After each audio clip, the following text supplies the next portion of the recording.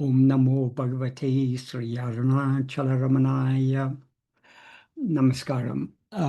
Today I'm going to be talking about verse 209 of Guru Vācaka Kōvai.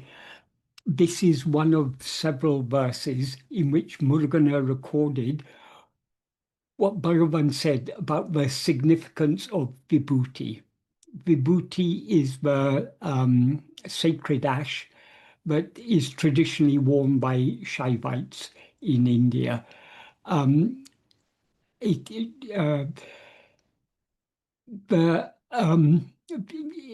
Vibhuti is made by burning cow dung, and the ash of the cow dung is the vibhuti.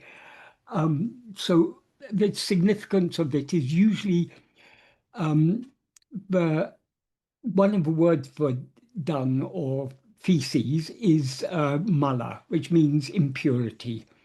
But impurity also means the mental impurities.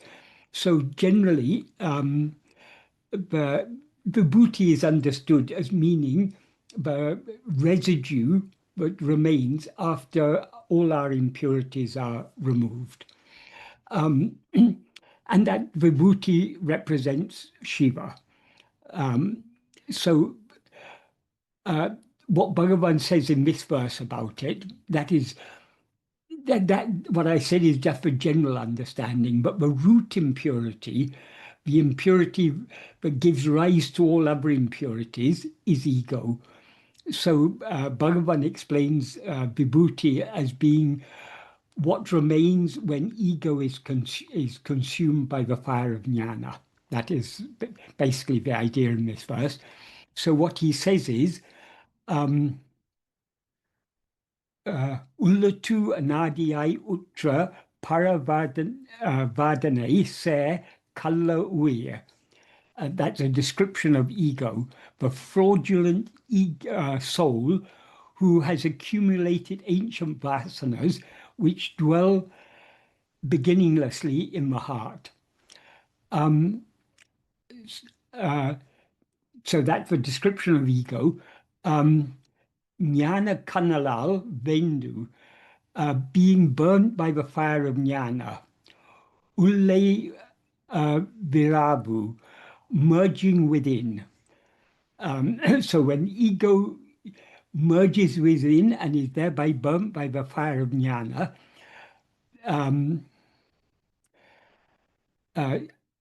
Sir unmeyai minju tirunir para vibhuti vadivampa. See the sacred ash that remains as the sublime reality alone is the form of supreme vibhuti. So the real vibhuti is that what remains as the sublime reality when ego is consumed by the fire of jnana. That's basically the idea. Ego is described as kala uya. Uya means, in this context, the soul. Kala means deceptive, sly, false, fraudulent, thieving, villainous. So this is why ego is described as that, because it's a false awareness of ourself. That is, ego is that awareness that is aware of itself as I am this body. That is not what we actually are. When we rise as ego, we mistake ourselves to be something other than what we actually are. So ego is described as deceptive, sly, false, fraudulent, thieving. It's thieving because it takes our real, it seemingly deprives us of our real nature, what we actually are, the infinite happiness that we actually are. So it's villainous. So that's how Bhagavan describes ego. And this ego, it has accumulated ancient vasanas. The vasanas, that is, as I said, ego is the root impurity. All its Vishaya vasanas are other impurities, because the Vishaya vasanas are what incline ego to go outwards to grasp Vishayas, objects or phenomena. And that outward going movement of the mind gives room to all troubles. But it's the very nature of ego to have Vishaya vasanas and therefore to go outwards. Because the very nature of ego, as Bhagavan describes in verse 25 of Uludunaptu, is to grasp forms, which means grasping things other than itself.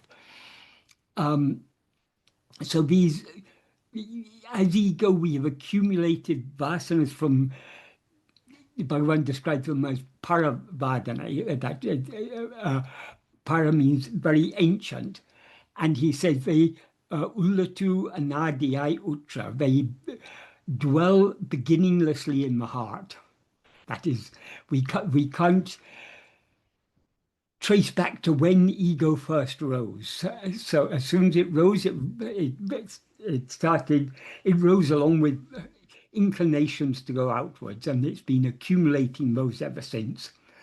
And how ego is burnt by what he refers to here as jnana kanal, the fire of jnana.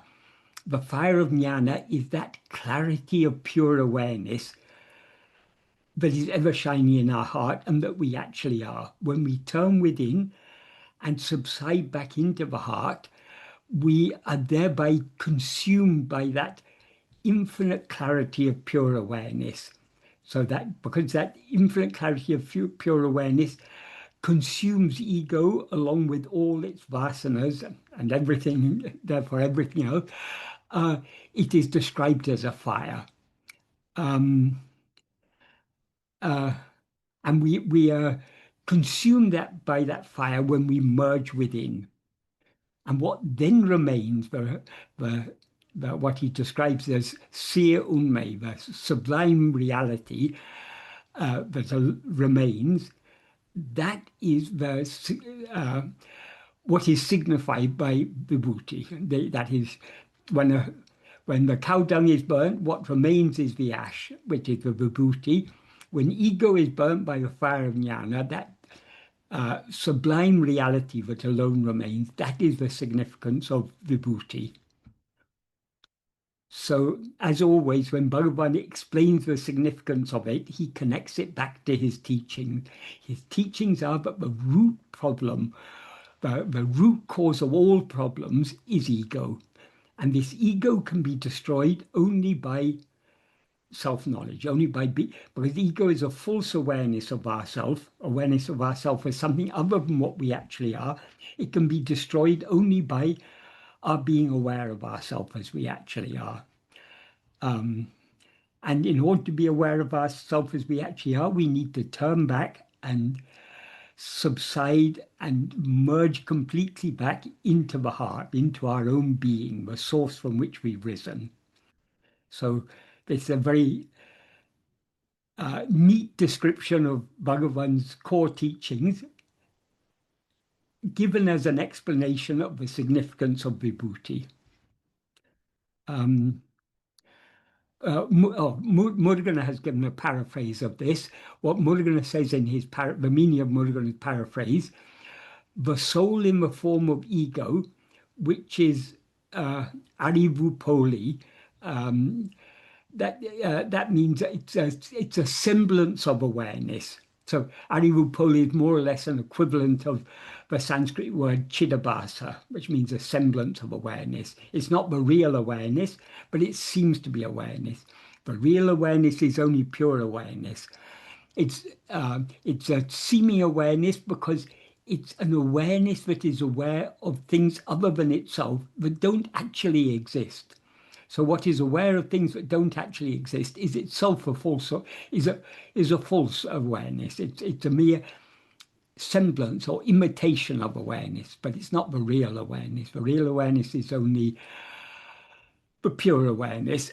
So coming back to what he says the soul in the form of ego, which is a semblance of awareness, together with its accumulation of ancient vasanas, which it has gathered beginninglessly in the heart, having been burnt by Jnanagni, the fire of pure awareness, so that that form, namely the form of ego, is destroyed completely, the sacred ash that has settled, remaining as just mere unmei, beingness or reality, which is blended, merged, or united in the heart, alone is the form of God's supreme vibhuti. And then he gives Visedavarai. That's a further explanation of this. In this explanation, he quotes from verse 19 of Uludunaptu Anubandham. And he says, from what is said in the following verse, that's verse 19 of Uludunaptu Anubandham, its mouth is closed. Inside exists a tiny hole. In it, the dense darkness exists, residing with desire and so on. All the major nadis exist adhering to it. It is the abode of breath, mind, and light. So that's the verse that he quotes, and he says, from this, know that everything beginning with vasanas, which coexist with the soul, to be dwelling in the heart. Though the supreme vibhuti of Parashivam, Parashiva means the ultimate Shiva, the ultimate form of Shiva, is known and attained only by Suddha Sattva, the quality of pure beingness or clarity, since it itself is in truth gunatita, beyond all qualities, without saying white ash. And the significance of that is when he talks about white ash, pure white being the color associated with sattva. So without saying white ash, he, meaning Bhagavan, merely said ash. And because of its sweetly granting all benefits to those who have attained it by purva jamma punya vishesha, that means the distinctive nature of righteousness or purity from previous birth. Here, punya, he's using not in the sense of meritorious action. He's using it in the sense of righteousness or purity. So when over the course of many lives, by the power of grace, we are gradually purified. And so that this vibhuti, that is what the reality that remains when ego is destroyed, that is attained by that is attained by purva jamma punya vishesha, the distinctive nature of righteousness or purity from previous births, without them being made to suffer due to the misery of birth. Here, in this context, birth implies embodiment. He said tiruniru, sacred ash or divine ash. So it's Murugan's explanations are sometimes very deep, so it takes a little bit of unraveling. What he's saying is that is the three gunas, sattva, rajas, and tamas. As gunas, they're unreal because their ultimate reality is beyond all gunas. But here Murugana refers to Suddha Sattva, the pure Sattva. So pure Sattva is Sattva, the literal meaning of Sattva is beingness. So Suddha Sattva is the pure beingness. So Suddha Sattva is actually beyond all gunas. As Murugan says, it itself is in truth gunatita, which means beyond all gunas, rather than referring to it as white ash, because white is the color associated with sattva. Since it's beyond the pure sattva is beyond even sattva, Bhagavan refers to it merely as ash. This is a very subtle point. Only Murugan can make has the because he was there with Bhagavan, he understood every word of Bhagavan. Only he has the authority to explain this. Why Bhagavan refers to the vibhuti as ash rather than white ash. If he had said white ash, it would be referring to sattva, but it's not attained by sattva, but by suddha sattva, by the pure sattva, which is beyond all the three gunas. That is, sattva, the ordinary sattva is relative clarity, relative beingness, because it's relative to the other two gunas. The other two gunas being in tamas, which is darkness, and rajas, which is restlessness or activity. So we have to go beyond all the three gunas. And beyond all the three gunas lies the underlying reality, which is Suddha Sattva, the pure beingness. So that's why Bhagavan referred to it, it describes just as ash rather than white ash. And he says, all right, he also says that this is this ash is it grants all benefits to those who have attained it by the purity, the distinctive nature of the purity from previous births. That's, as I said, that's alluding to the fact that over the course of many births, we undergo a process of purification by divine grace. And that brings us in the final life to that state of purity where, without being made where we are free from the suffering of the misery of birth. In other words, we're free from the misery of embodiment. In other words, we ego, the false awareness, I am this body, is destroyed. That's what he implies there.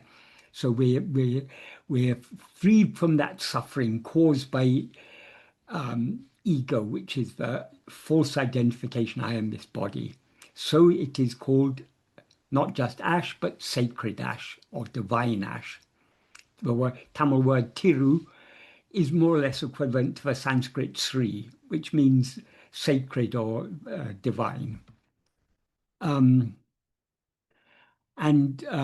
Sadhu Om has given a paraphrase for this. His paraphrase means ego, the poli ue, the spurious or counterfeit soul, who possesses ancient vasanas, which have been accumulating in the heart since beginningless time, having been burnt by Jnanagni, the fire of pure awareness, becoming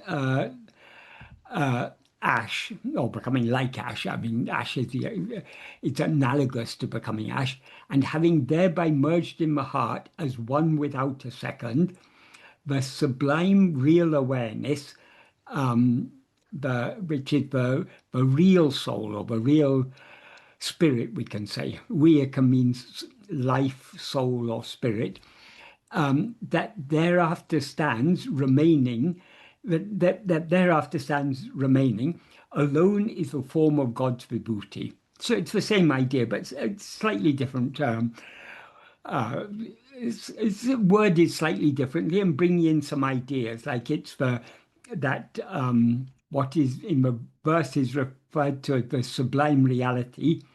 He describes it as the sublime real awareness, which is the real soul, what we actually are. And he also says implies it's one without a second. That is, it's the one and only reality, above which nothing actually exists. And then he gives a very brief explanation, which means the import is that Atman, which is the reality that stands remaining after the fraudulent ego has been burnt to ashes, alone is vibhuti, the sacred ash that represents Lord Shiva. Does anyone have any questions about this verse? There are a couple of questions, and Rati wanted to speak it, I think, Rati, Yeah. did you? Okay. Um, Michael, this is a beautiful verse, no doubt, where Bhagwan is using the metaphor of vibhuti to represent the Atman as what is residual after the spurious Kala Ahandai has been burnt by the, Jnana Agni, the fire of pure awareness. It's very beautiful. But coming back to our own practice, we find that just when, like Bhagwan often says in all his verses, he just used the simple word see or par. Yeah. See. So when he says see, confront your ego. So just the simple act of just confronting your ego is enough to completely banish the ego. And the Yeah. more you do it, there's manonasha.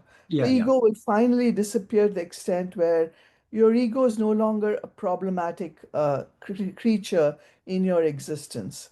You Yeah. know. So I think it's beautiful. No doubt, this is beautiful. And I was in fact going to ask you the question: was the metaphor of vibhuti Muruganar's or Bhagavan's? But you made it clear that it was Bhagwan's own his own metaphor they used for ash rather Mm, than sacred ash or white ash. He used the mm, word ash to mm. represent. It's very beautiful because since we worship vibhuti so much in our culture as something sacred and we apply it on our forehead as Yeah. a mark of sacred of being sacred.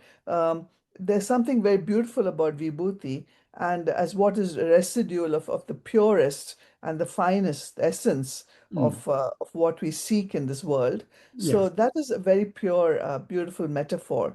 But metaphors aside, what's useful for us in our practice is to always know that this is something very attainable by simply constant, but not attainable, yes, but as again the verse points out, that it takes a gunatita or the having to transcend all the three gunas and going beyond sattva guna to the shuddha guna or the sushuddha guna to the sattva guna, as the case may be. I forget exactly what you said here.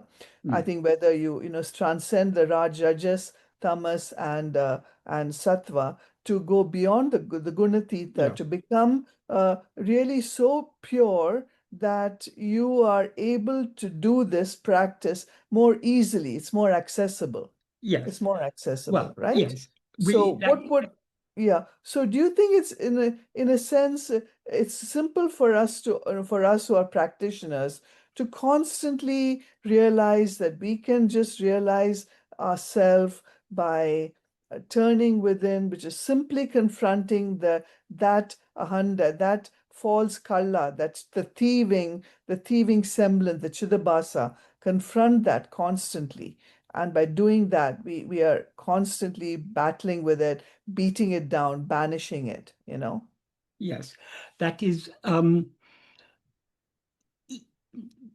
as I said, the impurities in the mind. Well, the root impurity is ego itself, but from that root impurity sprout all these vasanas, and the vasanas are the impurities because they are constantly under the sway of vasanas, we're inclined to go outwards. And so long as we're going outwards, we don't see what we actually are because we're looking in the opposite direction, so to speak.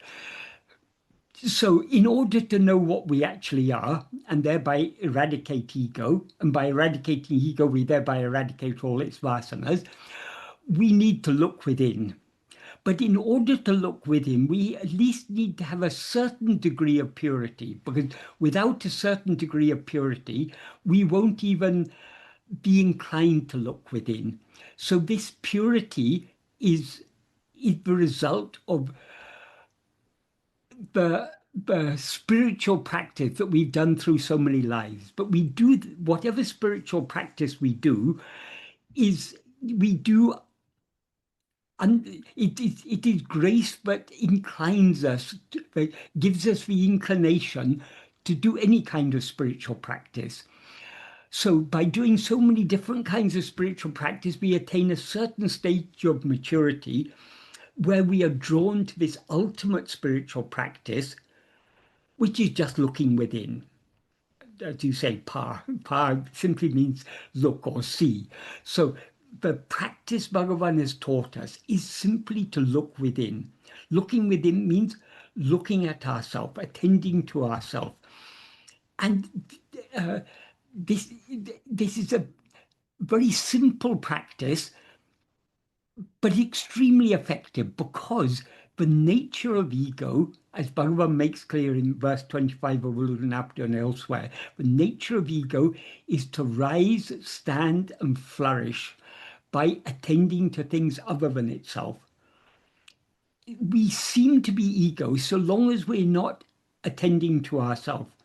When we turn our attention back within to see what is this ego, there's no such thing as ego to be found, because ego is a mere semblance, it's a mere appearance. It's not the real awareness.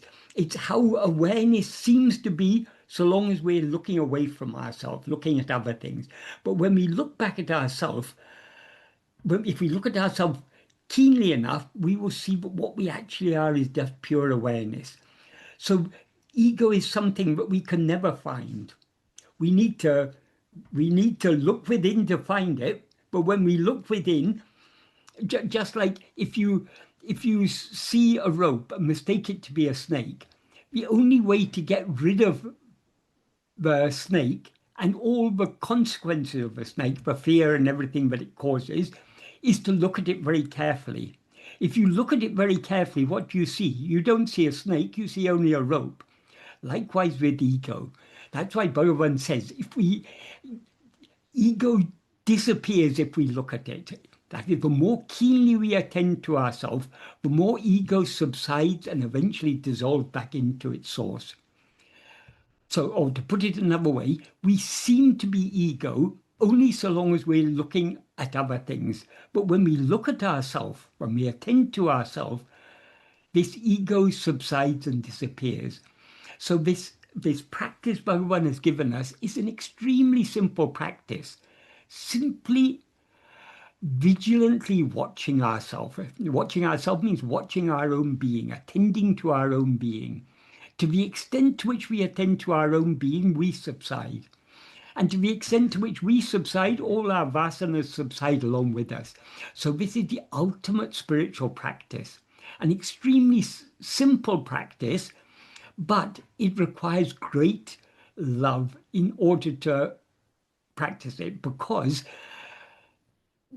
this practice of self-attentiveness, of self-investigation, is the ultimate practice of surrender, because to the extent to which we attend to ourselves, we as ego thereby subside.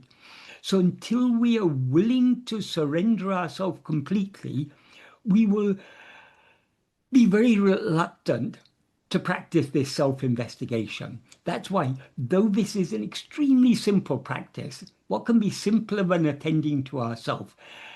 But it seems difficult to us because of our reluctance to do so, because attending to ourselves is, we are literally committing suicide.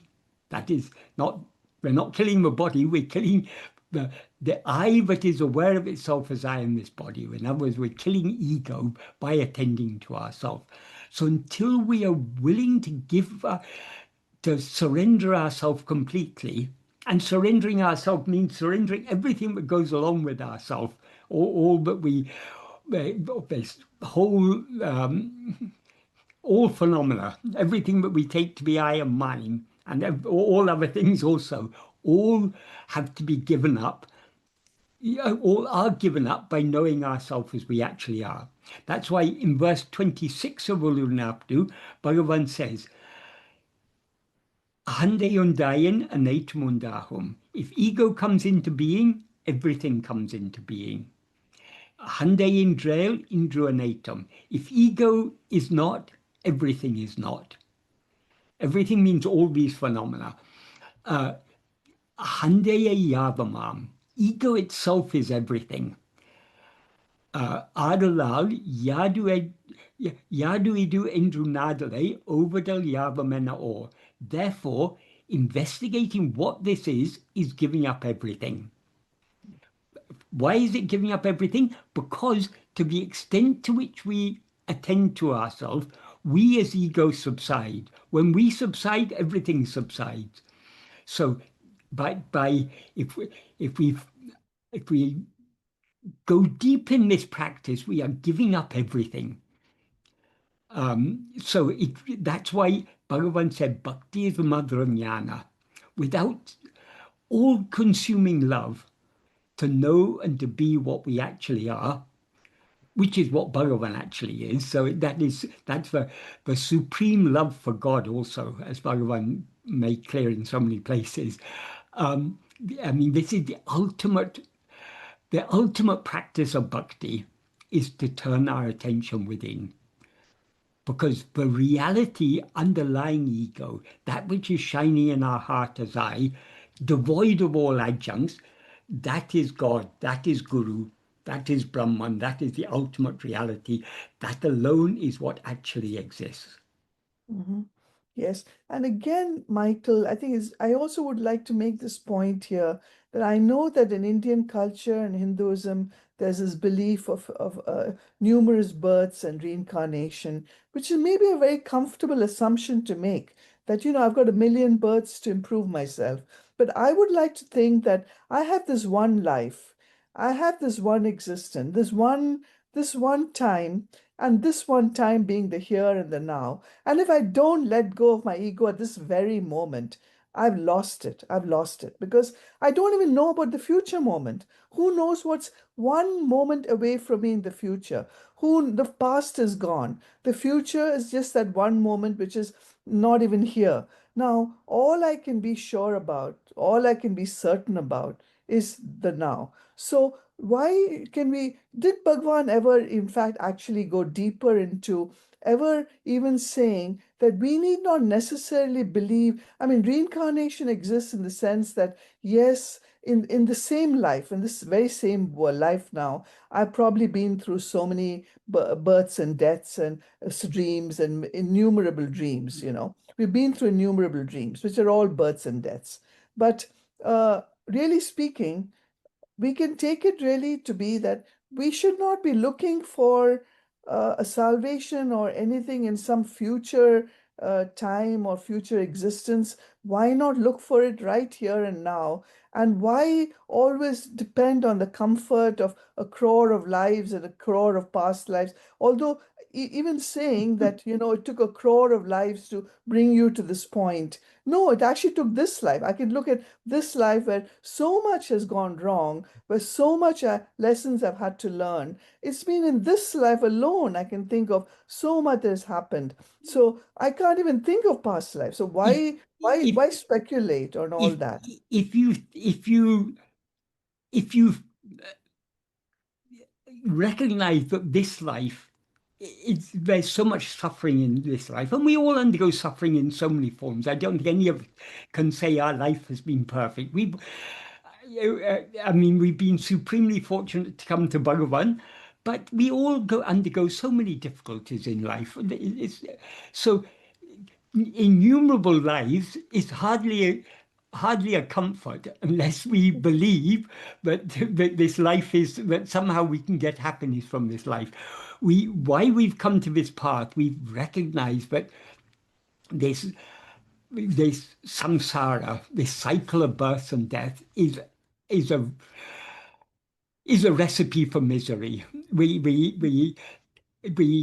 go through this life and death again and again and again. Bhagavan was very clear about that. Bhagavan said, if you're born now, then rebirth is real. But find out whether you're born now. We're not So, born now, right? I mean, we're well, not, we were, neither were we born or did we die. So in that sense, what we actually are has never been born and never died. yeah. But now we don't experience ourselves as such. Now we experience ourselves as this ego that has identified itself as I am Rati or I am Michael or I am whoever. Mhm. As Krishna said in Gita, and this is one of the verses Bhagavan selected, one of the 42 verses Bhagavan selected, in chapter 2 of the Gita, Krishna said, for those who are born, death is certain. For those who die, birth is certain.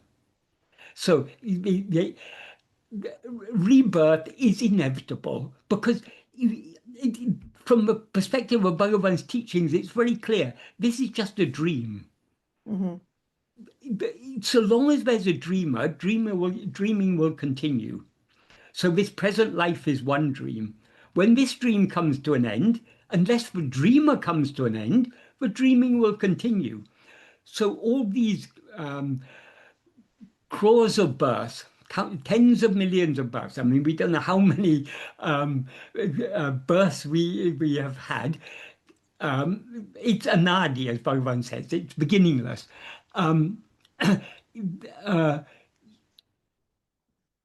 This will all this will continue so long as we continue to hold on to this false awareness, I am this body.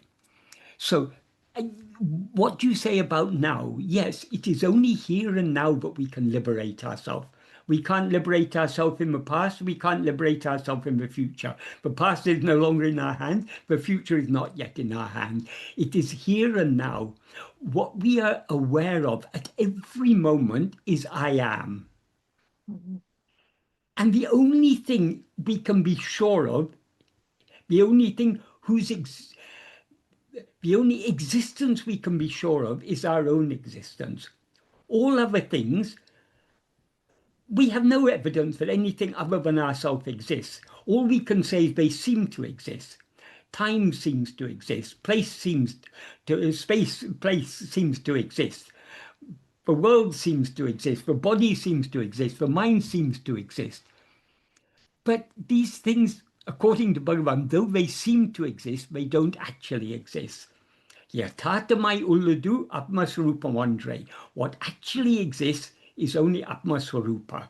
That is what we actually are. Ourself as we actually are, that alone is what actually exists. So, and that is eternal. It's beyond time. Because time is a creation of ego. When we rise as ego in waking or dream, we experience time. When ego subsides in sleep, there's no experience of time. So all these things, everything other than the mere being awareness, such it, I am, everything else is a mere appearance. None of it is real. But you cannot have an appearance without one to whom it appears. Mm-hmm. So Bhagavan asks the crucial question. I mean, it's a fundamental teaching of Advaita, but it's Vivata. This is all just an illusory appearance. None of it is real. But Bhagavan, the question Bhagavan puts us, to whom does it all appear? Mm-hmm. It all appears only to ourself as ego. So we need to investigate this I to whom all these things appear.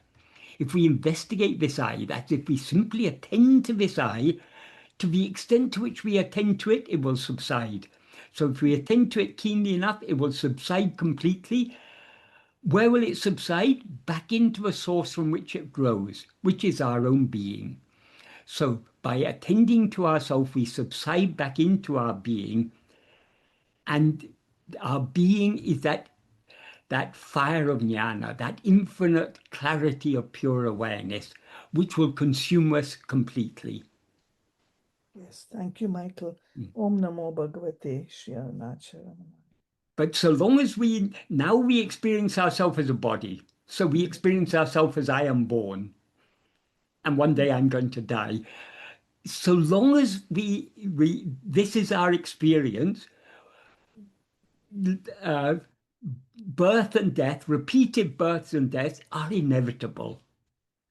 But that's only in the view of the perceiver. Repeated births It's and deaths in the view of the it's all perceiver. So it's when the all only perceiver in the view of dies, it's when only the in the view perceiver, of ego, only in the right. view of ego. It's all So, just an appearance. But yes. so long as we rise as ego, this appearance seems to be very real. So kill the perceiver that perceives all this. Exactly. Yes. And my how do we kill gosh. it? How do we kill the seer? By seeing the seer, Yes. perceiving the Yes. perceiver, Yes. knowing the Exactly. knower. Right, right. That was Thank turning our attention back within to know who am I. Right. Very much so. Thank you, Michael. Right, right. So, Michael, the next question is looking outside, as you said, it's like suicide to ego to look within. So only grace would override that. Is that correct? Absolutely, yes.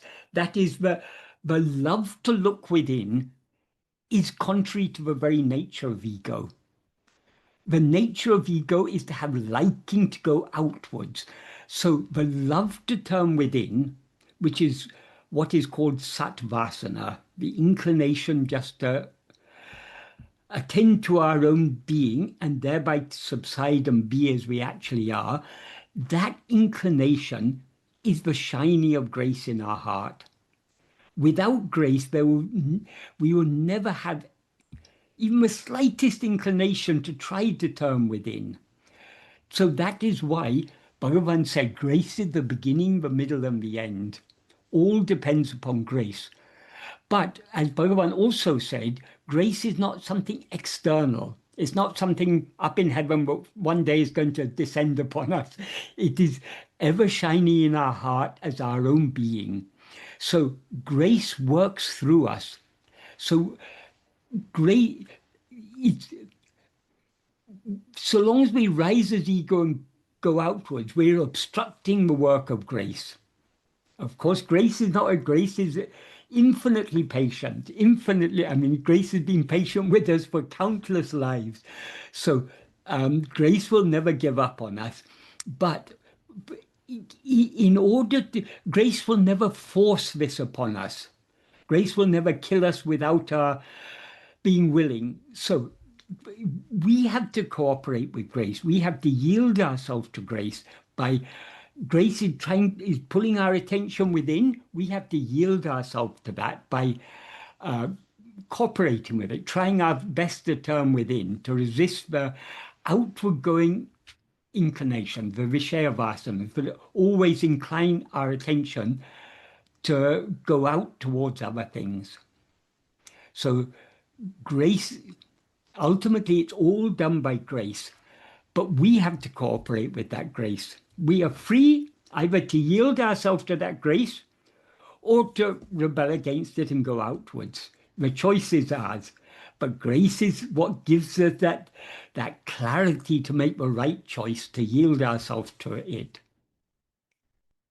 So ultimately, it's all done by grace. But so long as we experience ourselves as ego, we it is necessary for us to cooperate with grace by making the effort to turn within. But we make that effort only by grace, of course.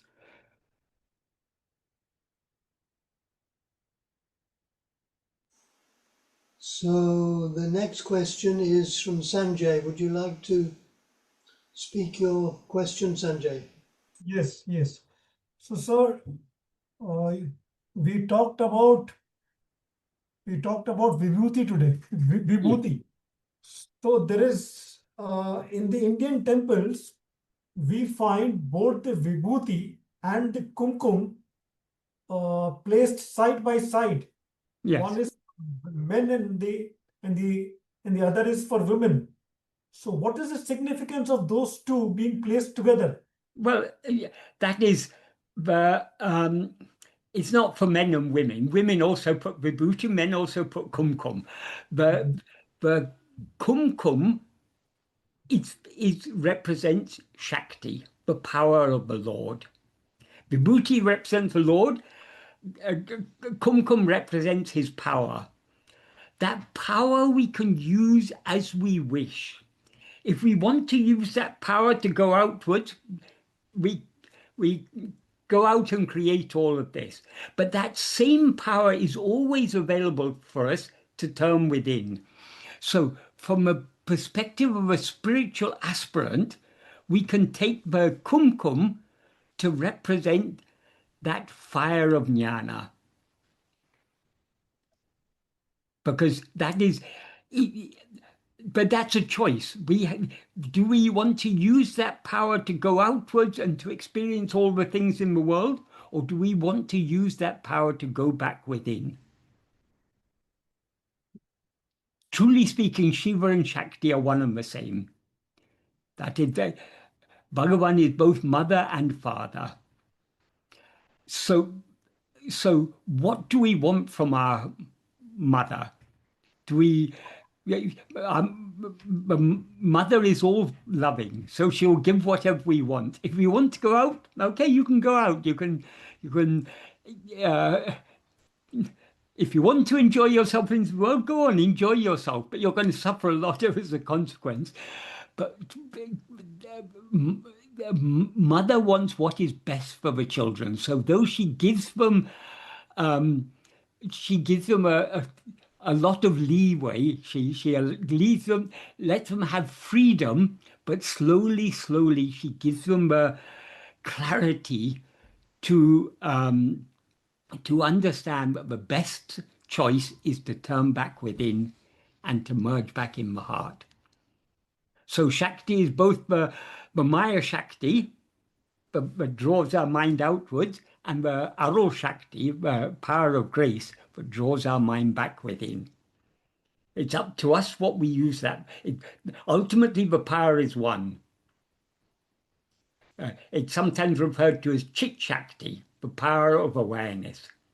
By that Chit Shakti, we have created all this. By the same Chit Shakti, we can put an end to all this by turning our power of attention, our power of awareness back within. In other words, turning the light back on itself. So that demarcation between vibhuti for men and kumkum for women, that's not correct. Means there are Well, doesn't. the kumkum does represent the Divine Mother. Yeah. If you go to a temple, people put vibhuti and they put kumkum. Whether you're male or female, both put. Both put it. But Yeah. we can say vibhuti represents the male aspect of God, but kumkum represents the female aspect. We can say it like that if you want.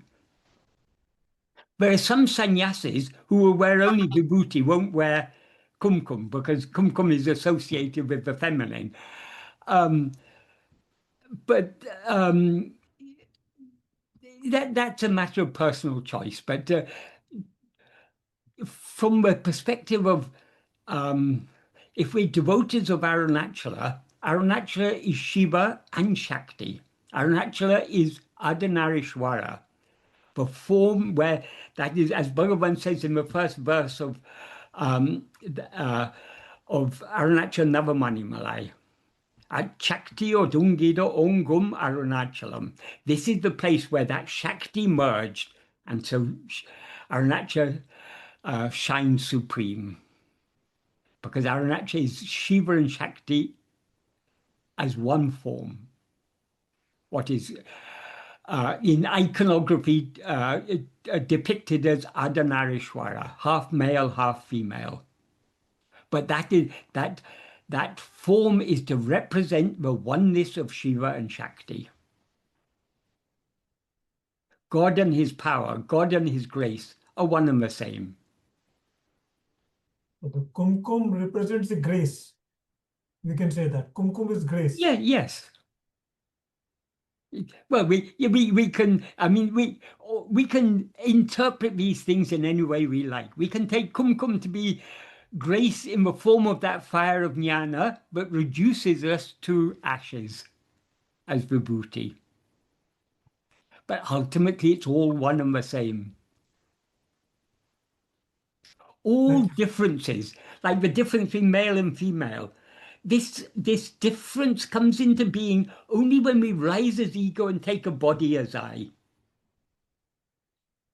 It's a male and female is a bodily distinction.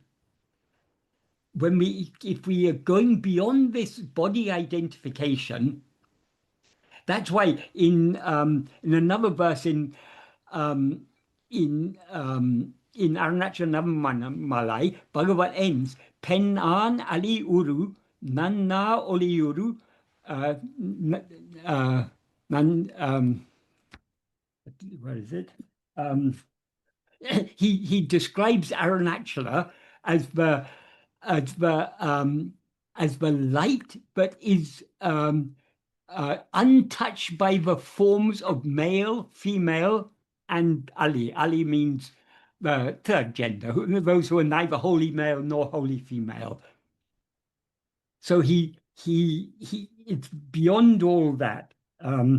Where is it? Pennan aliyuru, nanna oliyuru. The form of light, which is untouched by the forms of female, male, and Ali. Annal, the Lord, enaham nannaye, abide in my heart. That is, he should shine in our heart at that light which is beyond all these differences. It's only so long as we rise as ego and experience ourselves as a body, but we can experience ourselves as male, female, or somewhere in between. Ali. Ali means neither. Thank you, sir. Thank you. Right. In fact, there are quite a few photos where Bhagavan has applied vibhuti. It seems to be something that he would do. Probably. Yeah, he applied vibhuti. He also applied kumkum. There are pictures of Bhagavan with kumkum. Okay. I hadn't seen. There was even one occasion, apparently when Bhagavan was living in Virupakshi, one Vaishnava devotee came and wanted to apply a nama on Bhagavan because he took Bhagavan to be Krishna. So Bhagavan allowed him to put a nama. That's the only time I've ever heard that Bhagavan had a nama, but Bhagavan is universal. He's open to everything. And that is sandalwood, is it? The nama is, there are different types of nama. It means that the symbol of Vaishnavism. According to a different sampradaya, there are different forms. I mean, some Vaishnavas just have one red line. Some have it as some don't do it with sandalwood and then a line between, so it ends up as two lines. Some have a red line and two white lines. There's so many different forms, but I don't know what form it was. But some Vaishnava devotee who saw Bhagavan as Mahavishnu himself wanted to put a nama. Bhagavan is happy to let him do so. Yeah. Okay. But usually when we see Bhagavan, we see him usually with vibhuti, and often in many pictures you see he's wearing kumkum also. But as I say, there are some sannyasis who will never apply kumkum because of its association with the feminine. But Bhagavan is beyond all these things. He is that form of light, but is untouched by.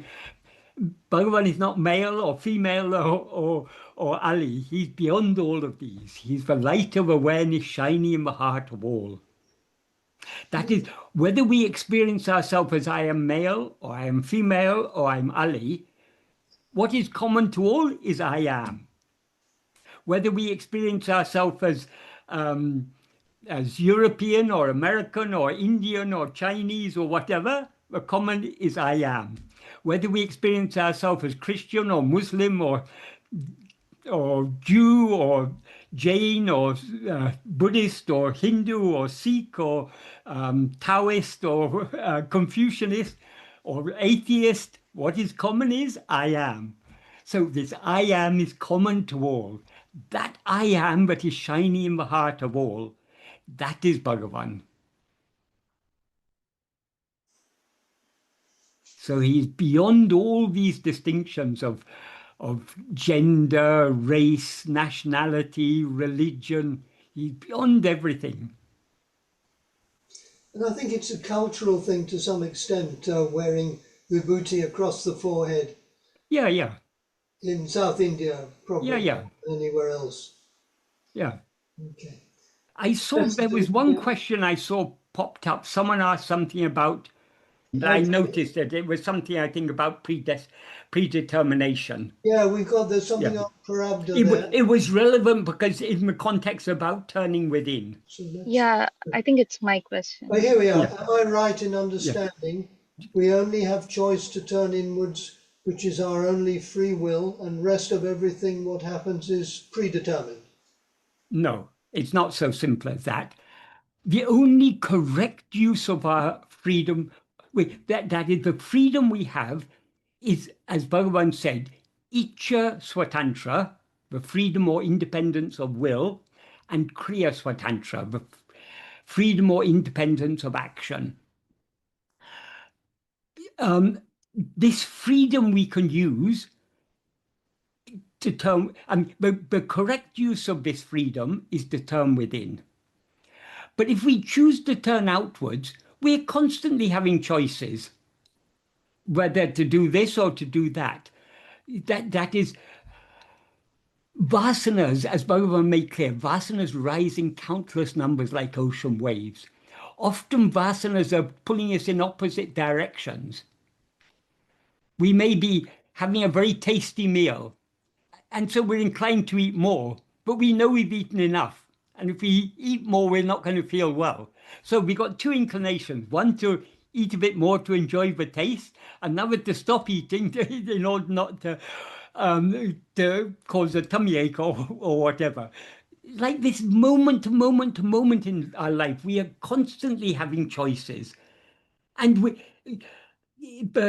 if we had no freedom of choice, as far as external things are concerned, we wouldn't be responsible for our actions. Why we're responsible for our actions and have to reap the consequences of our actions is because we have that freedom either to be swayed by a particular Vishaya Vasana or not to be swayed by it. So what is predetermined is everything that we are given to experience. In other words, everything that happens to us is predetermined. But we have freedom to, it may be for example, supposing it's our destiny to live in poverty all our life. That doesn't stop us wanting to be rich. It doesn't stop us trying to be rich, but it does stop us being rich. So if you want to be rich, I mean, you're free to want to be rich. You don't have to want to be rich. You can be very content. Okay, I'm living in poverty, but this is what Bhagavan has given me. I'm very content with this. So it's our choice whether we are content with what we have been given or whether we want more. There are some people who there's it was in the news yesterday. Elon Musk has become a trillionaire, the first trillionaire in human history. But do you think he's satisfied? No, he's going to want a few more trillion. So there's no end to it. If we allow ourselves to be carried away by desire, it will. So the wise thing is, whatever we have, however much it is or however little it is, let's be satisfied. Because what's the use? Suppose we had $1 trillion, what are we going to do with it? Is it going to make any difference? Life still has so many problems, and one day death is going to come knocking on the door, and we'll have to say goodbye to all our trillions. So we are constantly having choices, moment to moment to moment in our life. We are making choices, and according to the choices we make, we act by mind, speech, and body. The actions we do by mind, speech, and body under the sway of our Vishaya Vasanas are what are called agamya. The agamya are the actions that bear fruit. The fruit of the agamya gets stored in sanchita. From that sanchita, Bhagavan selects which fruit will be most conducive to our spiritual development in each life. So he allots the fruit of our past, a selection of the fruit of our past action, which will be most conducive to our spiritual development in this life. So the fruit of past actions is what we experience. But in order to experience what has been allotted to us, certain actions are necessary on our part. If it's supposing it's our destiny to be born in poverty, but to become rich. In order to become rich, we have to work. We have to start some business and do something. So but the actions that are necessary in order to become rich, to go from poverty, poor to rich, those actions will be made to do in accordance with our destiny. However, though we are made to do those actions in accordance with destiny, that doesn't absolve us from responsibility, because most people who start business and become rich, it may be their destiny to become rich, and therefore they're made to start that business, but they also have desire to become rich. So many of the actions we do are actions we are made to do by God in accordance with our prarabdha, but also actions simultaneously we're doing those same actions under the sway of our vasanas. Mhm. So sometimes, many times we find we want something, we try for it, and we get it. So it seems to us, because I wanted it, because I tried for it, I worked hard for it, so I got it. But it's not so. We got it because it was already predetermined. But it seems to us that because I worked hard, I got this. So it's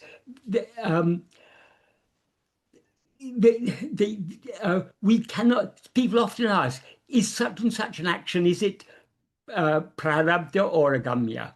We cannot say, because firstly, no action is prarabdha. What Bhagavan says in the first sentence of a note he wrote for his mother, he doesn't say prarabdha makes us act. He says, in accordance with prarabdha,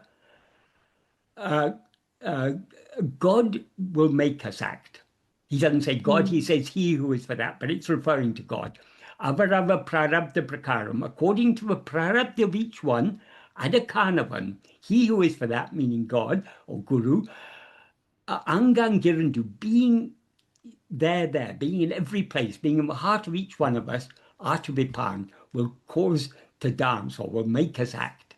So we don't, it's not prarabdha that makes us act. It is God who makes us act in accordance with our prarabdha. But prarabdha is the fruit of past actions. So that is, the fruit means what we are given to experience. Yes, it's very clear. Thank you, Yeah. Dr. Michael. Yeah. But though we are free to want anything, we're free to do anything within certain limits, obviously. But only wise use of our freedom is the term within. Yeah, because if we are turning outwards, are we creating more prarabdha? We're doing a gamya and therefore creating more fruit. Mm. Whether it is good or bad.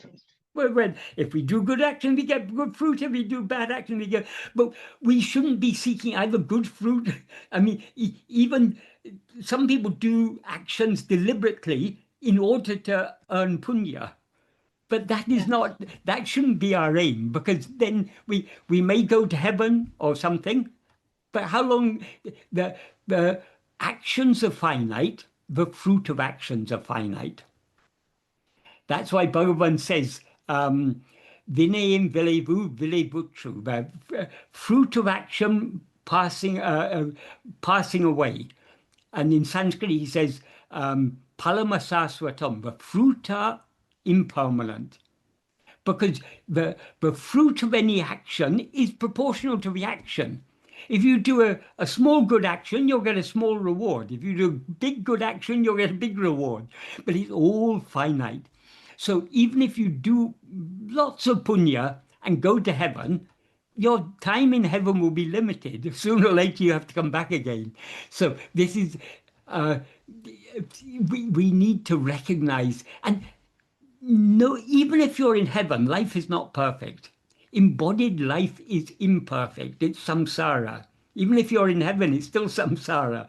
So the mukti is going beyond embodiment, the annihilation of, as Bhagavan says clearly in the final verse of Uludunapadu, I would say annihilation of the ego form that distinguishes all these different types of liberation. That alone is liberation.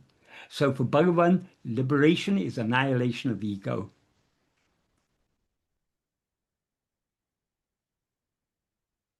Thank you. And that is the only goal worth seeking. Because everything else will be unsatisfactory. But even if we go to the highest heaven, we'll still not be satisfied. Because nothing short of, because our real nature is infinite happiness. So nothing short of infinite happiness can satisfy us.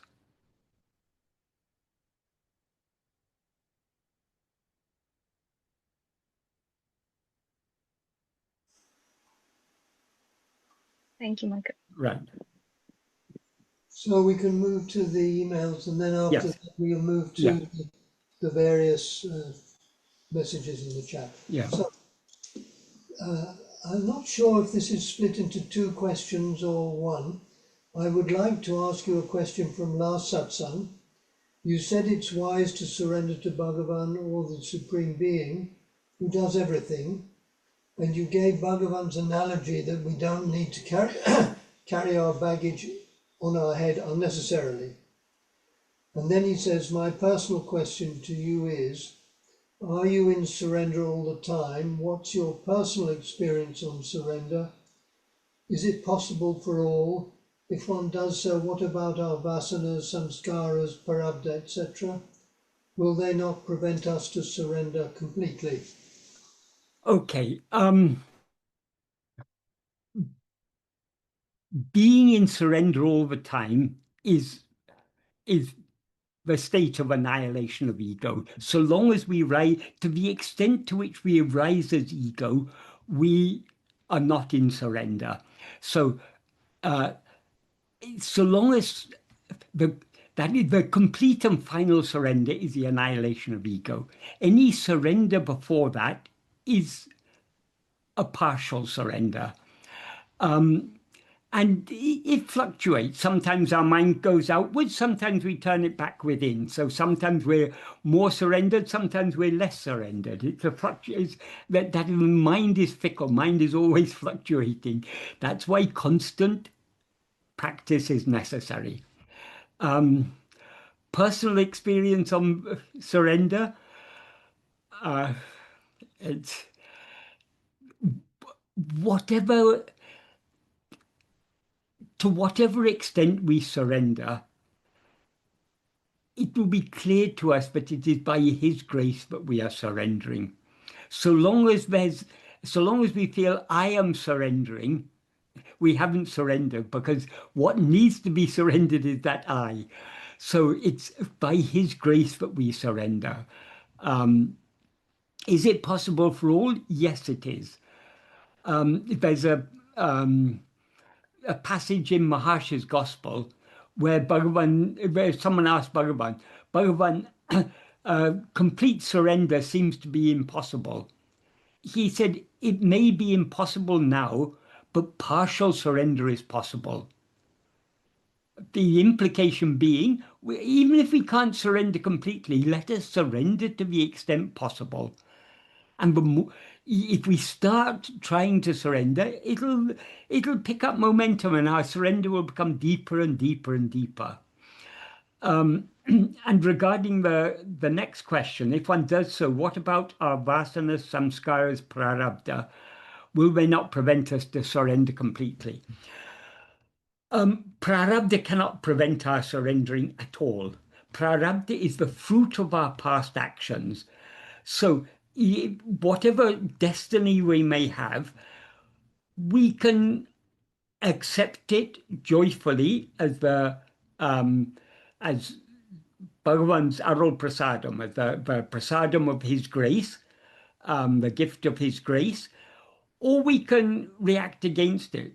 That's why we see some people who have supposedly everything that a person could want, but they're still dissatisfied. Other people who have very little, who may um, have a very be living in poverty, but they're very happy because they're content with it. So it's not to surrender whatever our prarabdha may be, whether it's seemingly favorable or seemingly unfavorable prarabdha, and for most of us, prarabdha is a mixture. Of course, all prarabdha is favorable because it's been allotted by Bhagavan for our own spiritual benefit. But from a worldly perspective, we consider some people's prarabdha to be more favorable than other people's prarabdha. But that has nothing to do with surrender. Prarabdha cannot make us surrender. It cannot prevent us surrendering, because prarabdha is the fruit of our past actions. Surrendering is about our will. We surrender to the extent to which we want to surrender. So yes, vasanas and samskaras are more or less, I mean, they're two terms that refer to the same thing. And the vasanas are what are obstructing our surrender. But the vasanas have no power of their own. Whatever power vasanas seem to have is the power they derive from us. That is, the vasanas are our inclinations. So we are free either to be swayed by a particular inclination or not to be swayed by it. The more we allow ourselves to be swayed by any particular inclination, the stronger it becomes. The more we refrain from being swayed by it, the weaker it becomes. So it's up to us whether we allow our vasanas to grow stronger or to grow weaker. It's entirely up to us whether we allow ourselves to be swayed by them. If we had no vasanas, no surrender would be necessary, because if we had no vasanas, I mean, so long as there's ego, there's vasanas. If there's no vasanas, that means ego has been destroyed. That is, so long as we rise as ego, we can reduce the strength of our Vishaya vasanas to a considerable extent. We cannot get rid of them entirely without getting rid of ego, which is because ego is the root of all vasanas.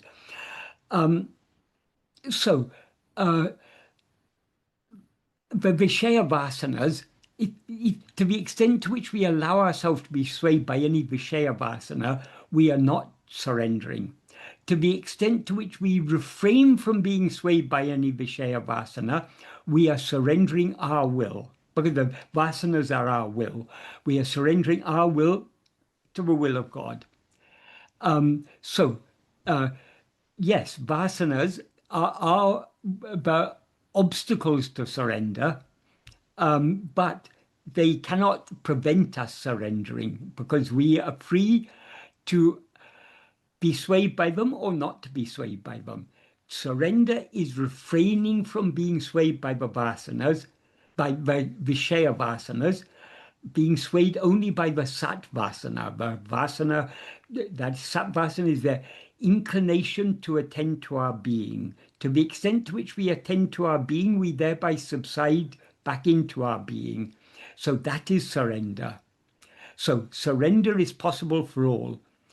If we've got very strong Vishaya vasanas, surrender may be very difficult, but we can at least begin surrendering. We can at least try, to the extent possible, to refrain from being swayed by our Vishaya vasanas, and try to give up our likes and dislikes, surrender everything to him. But as I say, we cannot completely free ourselves from likes and dislikes so long as we rise as ego.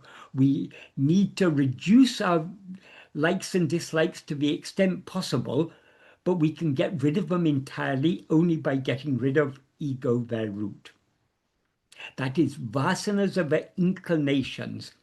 When those inclinations begin to sprout, the first form in which they sprout is as likes and dislikes. If we allow them to sprout further, those likes and dislikes becomes desires and aversions and so on and so forth. So they're different.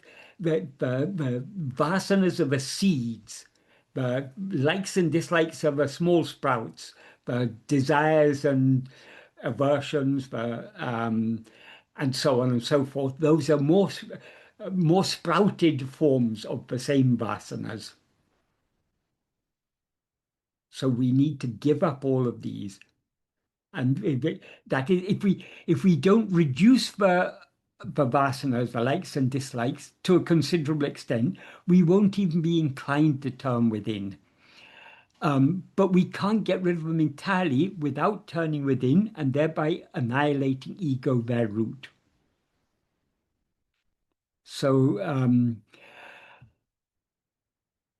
Bhagavan's path is the path of complete surrender. In all bhakti traditions, they talk about surrender, but there are different understandings of surrender. The ultimate surrender is the subsidence of ego. That is the surrender that Bhagavan teaches us. That's why he says it's Atma-samarpanam. Atma-samarpanam means surrender of oneself. Atma in this context is not referring to what we really are, but to ego. So the Atman that is to be surrendered is this false self called ego, what we mistake ourselves to be. That is what is to be surrendered. And so only when we surrender ego have we surrendered everything. But in order to surrender ego, we need to surrender our likes and dislikes, desires and attachments to a considerable extent, or we won't even be inclined to surrender ego, because we can surrender ego only by turning within. So the surrender begins with the outward forms of devotion, where we take God to be something other than ourselves. We worship God in name and form. We are devoted to a particular name and form of God. And all the practice of bhakti, these are all good. But the aim of all practices of bhakti is surrender. And that surrender can become complete only by surrendering ego, which can be achieved only by Atma-vichara. So the ultimate practice of bhakti is Atma-vichara.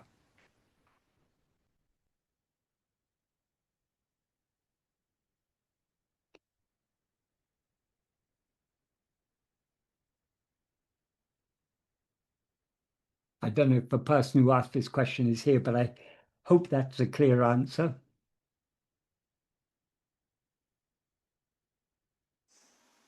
Okay. So now we have a question. This is from Sanjay by email. Bhagavan says in verse 6 of Ashtakam, there is only you, the one substance, the heart, the light of awareness. In you is an extraordinary power which is not other. From together with awareness, series of subtle shadow thoughts in the whirling of destiny have been seen. My question concerns the term subtle shadow thoughts. Why does Bhagavan use this phrase? Is he referring here to the rising of Vishaya vasanas, which manifest as likes, dislikes, desires, attachments, and so on? All thoughts are sprouted forms of the Vishaya vasanas. But the reason Bhagavan describes the thoughts as subtle shadows is because thoughts are very insubstantial. That is, if we think of the thoughts going through our mind, words, images, feelings, emotions, all these things, these are very insubstantial. They're just like shadows. And even the grosser forms of thought, the perceptions, the memories, and so on, though thought creates a seemingly solid external world, this external world is, as Bhagavan says in verse 6 of Ulladu Napadu, the world is nothing but the five kinds of sense perception, the five kinds of sense impression.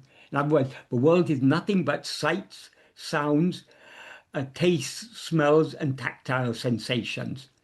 Thereunder, he said, nothing else. So though the thought has the power to create a seemingly very solid, very enduring external world, it's all just a play of shadows. When we're dreaming, the dream world seems so real, so substantial, so enduring. But when we wake up, we recognize it was just a series of mental images, of images going through our mind, of mental impressions. That's all, nothing else. Likewise, this world, Bhagavan says, is no more real than a dream. It's all just a mental fabrication. So all these things, they have, I think what Bhagavan implies by that subtle shadow, that describing thoughts as subtle shadows, is, I mean, I translate it as subtle shadow thoughts, but we could also translate it as thoughts, subtle shadows, that if we can take it to mean thoughts which are subtle shadows, because subtle shadow is a description of the thoughts. All thoughts, whether they are verbal thoughts or mental images or feelings, emotions, likes, dislikes, desires, attachments, perceptions, memories, whatever it may be, they are all very shadow-like, insubstantial. How this whole world is dissolved every night when we fall asleep. If it were really a substantial world, would it not remain shiny even in sleep? No, it doesn't, because it's just like another reason Bhagavan uses the word shadow to describe thought, because he often compared the world appearance to be like a cinema show, just like pictures projected on a screen. But so long as we're watching the cinema show or watching on our television screen, so long as we're watching some drama, it all looks so real, and we get caught up in all the emotions of the characters and everything. It all seems very real, but it's not anything. It's totally insubstantial. It's just images appearing on a screen. Likewise, thoughts, they're no more than shadows appearing on the screen of awareness.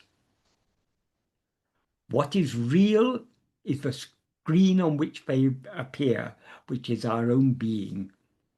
Satchit, that fundamental being awareness, I am. That is what is real. Everything else is unreal. And in this verse, he says about those subtle shadow thoughts, he says, Sanjay, you quoted only up to have been seen. He said they're seen on the mirror, which is the thought light, that mind itself is a mirror, the screen on which they're seen, and they're seen as a shadow world picture, both inside and outside. That is, Bhagavan is here talking about two worlds, the external world of material, what seemed to be an external world of material objects, and what seemed to be an internal world of thoughts and feelings and emotions and so on. All of these are nothing but thoughts. Basically, Bhagwan is using the word shadow here twice. Once he uses it, subtle shadow thoughts, and then later on, shadow picture. So Shadow picture like a cinema picture. yes, The cinema picture is, I mean, Bhagavan wrote this in about 1912. That was, at that time, Bhagavan almost certainly had never seen a cinema picture. It was very, very new technology in those days, but he had heard of it. And in those days, all pictures were black and white. So it's literally just shadows. And in black and white scenery, it's varying shades of shadow, darker shadows and lighter shadows. That's all it is. It's just a shadow play. Even when we have color, it's just colored shadows. It's all just shadows. So it's a very beautiful analogy. Just like those on the screen, you see so many things. You supposing you're watching your television, you may see a very tasty food. But can you go to the screen and take that food and put it in your mouth? You can't. When you touch the screen, it's just a screen. There's no food there at all. And as Bhagavan often said, that you can have a cinema show of a great flood. The screen doesn't become wet. You can have a cinema show of a great raging forest fire. The screen isn't burned. It's all just an appearance. So Bhagavan uses this term shadow to show the insubstantiality of this whole appearance. So it's a very insightful word, I would say. Yes, It's very deep word indicating to something deeper. yes, What? Yeah, it is not that simple word, yes. just to be shy. It is all insubstantial. That's the main meaning. Yeah, exactly. In Dakshinamurti Stotram, Shankara uses the analogy of a city seen reflected in a mirror. And Bhagavan commented about that. In his days, there were no cinemas, so he used that analogy. If he were alive now, he would use this analogy. I'm going to watch Shadows tomorrow. I'm going to a cinema tomorrow, so I'll watch all the shadows tomorrow. You're watching a shadow even now. It's all a Even now. shadow. Who Yeah, who who is Michael? Just a shadow you're seeing on your screen. yes. The whole world is nothing but shadows. Very deep, very deep, sir. Yeah. Thank you, sir. Right. Thank you, sir. Right. So this is the next question, and actually the questioner is also produced a question a bit lower down. So let's start with this. When we say we attend to other things outside of ourselves, does it mean, I think, I'm being identified or associated with body, thoughts, perception, beliefs, opinions, etc.? Yes, that is only when we experience ourselves as a form do we experience other forms. As Bhagavan said in verse 4 of Uludunapadu, Uruvam Tanayin Uluhu Paramatran. If oneself is a form, the world and God will be likewise. If oneself is not a form, who can see their forms and how? So it's only when we limit ourselves as a form, the form of this body, but we see all these other forms. So other things, and all these things, this body and this world, all are a mental projection. But part of the Maya is we take this little bit of this projection, this body, we take this as I, this seems to be I, and all the other things seem to be things other than ourselves. The truth is, they are all other in the sense that they are all objects. This body is as much an object as the table or the chair or anything else. There's a screen in front of me, all are objects. This body is also an object. Not only the physical form of the body, but the life within the body, the prana, the mind, the intellect, and the will. These are all objects, things known by us as something other than ourselves. So though they seem to be ourselves, we know them as objects. So we can there itself we can see how much confusion this ego is, because ego mistakes itself to be a set of objects that it itself has created. So when I talk about other things, I'm not only talking about the external objects of the world. Even this body and mind are anya. There's something other than ourself. So attending to anything other than the mere being awareness I am is attending to something other than ourself. When we attend to our own being, to I am, and thereby subside and merge forever back into our being, then it will be clear that all that we saw as other than ourselves is nothing other than ourselves. Just like in a dream, we see a whole world, so many things are happening, and whatever's happening in the world, it all seems to be things other than ourselves. But when we wake up, we find it's all just our own. Nothing we see in a dream is anything other than ourselves. It is, we are seeing ourselves. We, the mind or ego, are seeing ourselves as that dream world. Likewise, we are seeing ourselves as all these objects. But so long as we rise as ego, there is this distinction between subject and object. Objects are things that are known. Subject is that which knows. Why do we say they're distinct? Because the objects are constantly changing. The subject remains unchanged. Well, the subject remains unchanged throughout waking and dream. But the subject is not real because it subsides in sleep. Subject is ego. So, but none of these things are ego because they appear and disappear in the view of ego. This body, for example, now it appears, it seems to be me, seems to be I. In dream, I'm not aware of this body, I'm aware of some other body. So neither of these bodies can be what I actually am. Because now I'm aware of myself without being aware of that dream body. In dream, I'm aware of myself without being aware of this dream body. So we are something distinct from all phenomena.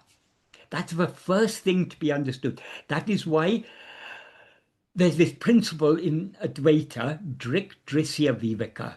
We need to distinguish the seer from the seen, the knower from the known, the subject from the object. Why do we need to distinguish that? Because if we don't distinguish ourselves as the knower, the seer, the witness, we will, when we're asked to investigate ourselves, we'll be investigating some. If I take myself to be this body and I'm asked to investigate myself, I can start studying books on anatomy and physiology, or I can begin dissecting myself or something. So when we're asked to investigate ourselves, we're not asked to investigate this body or the prana or the mind or the intellect or the will.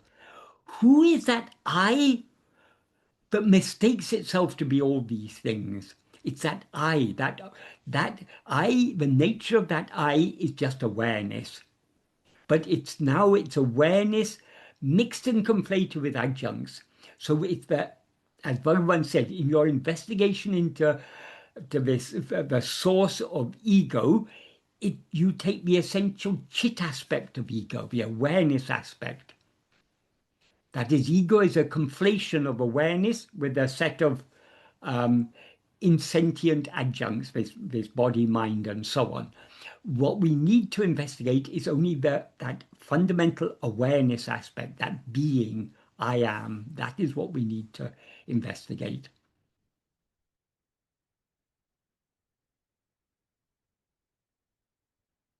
I hope that's a clear and adequate answer to that question. He follows it up with another question. The following question has been running in my mind for a long time. Need your guidance. Bhagavan teaches us that there is no individual self and that the primary purpose of life is to know our true self through self-inquiry. My confusion is this. In ordinary life, goals, ambitions, and a sense of purpose seem to motivate action, growth, and engagement with the world. As I practice self-inquiry and turn attention towards myself, these motivations seem to weaken, and sometimes it feels as though there is nothing driving life anymore. How should one understand and live with this? If there's no individual doer, what motivates action, responsibility, and growth in daily life? So long as there is action, we experience ourselves as a doer. Um, our real nature is not a doer, but as ego, we are the doer because we identify ourselves.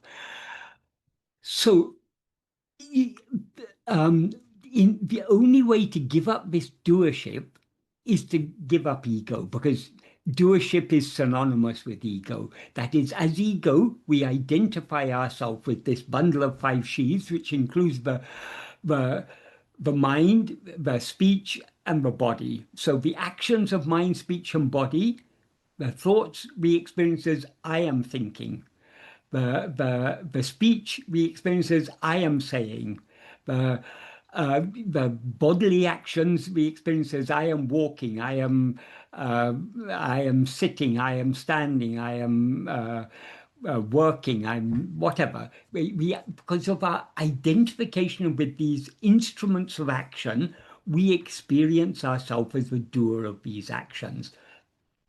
So doership can be given up only by eradicating ego. As far as motivation is concerned, the external life is going on according to prarabdha. If we have advanced far enough to be, that is, the more we advance in this path, the more we will be detached from this external life. The external life will go on in accordance with prarabdha. We'll be unconcerned about it. So, to the extent to which we turn our attention within, we as ego subside. And when we subside, our doership and our experiencership subside along with us. So we become more and more indifferent, unconcerned about the external life. Anyway, this body is here for a while. It may be here for a few more years. What this body needs will somehow or other be provided in accordance with prarabdha. We don't have to worry about these things. All we have to worry about is to turn within. That should be the attitude of a real, I mean, that is the attitude of a real spiritual aspirant. If that is not our attitude, we are still falling short of what it is to be a real spiritual aspirant. And I think if we're honest, we'll all admit that we are falling short, but we do our best. We try to attend to ourselves as much as possible, and thereby to separate ourselves from this false identification with this person whom we seem to be. And to the extent to which we separate ourselves from this person, or we don't become detached. We still experience ourselves as I am this person, but we become detached in the sense we're less and less concerned about this person. We recognize this person whom we seem to be is a mere appearance. And it's the life of this person is equally a mere appearance. So we become less and less concerned about these things.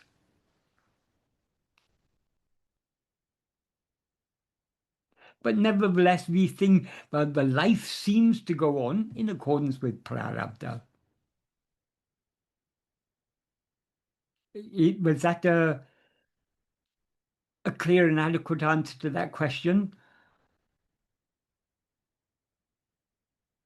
The person who wrote it said this was something that had been troubling him or her for some time.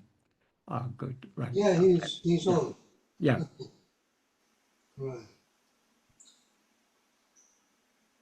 Excuse me. So yes, the next question. Are there different realizations, Michael? There are so many satsangs and reunions. Um,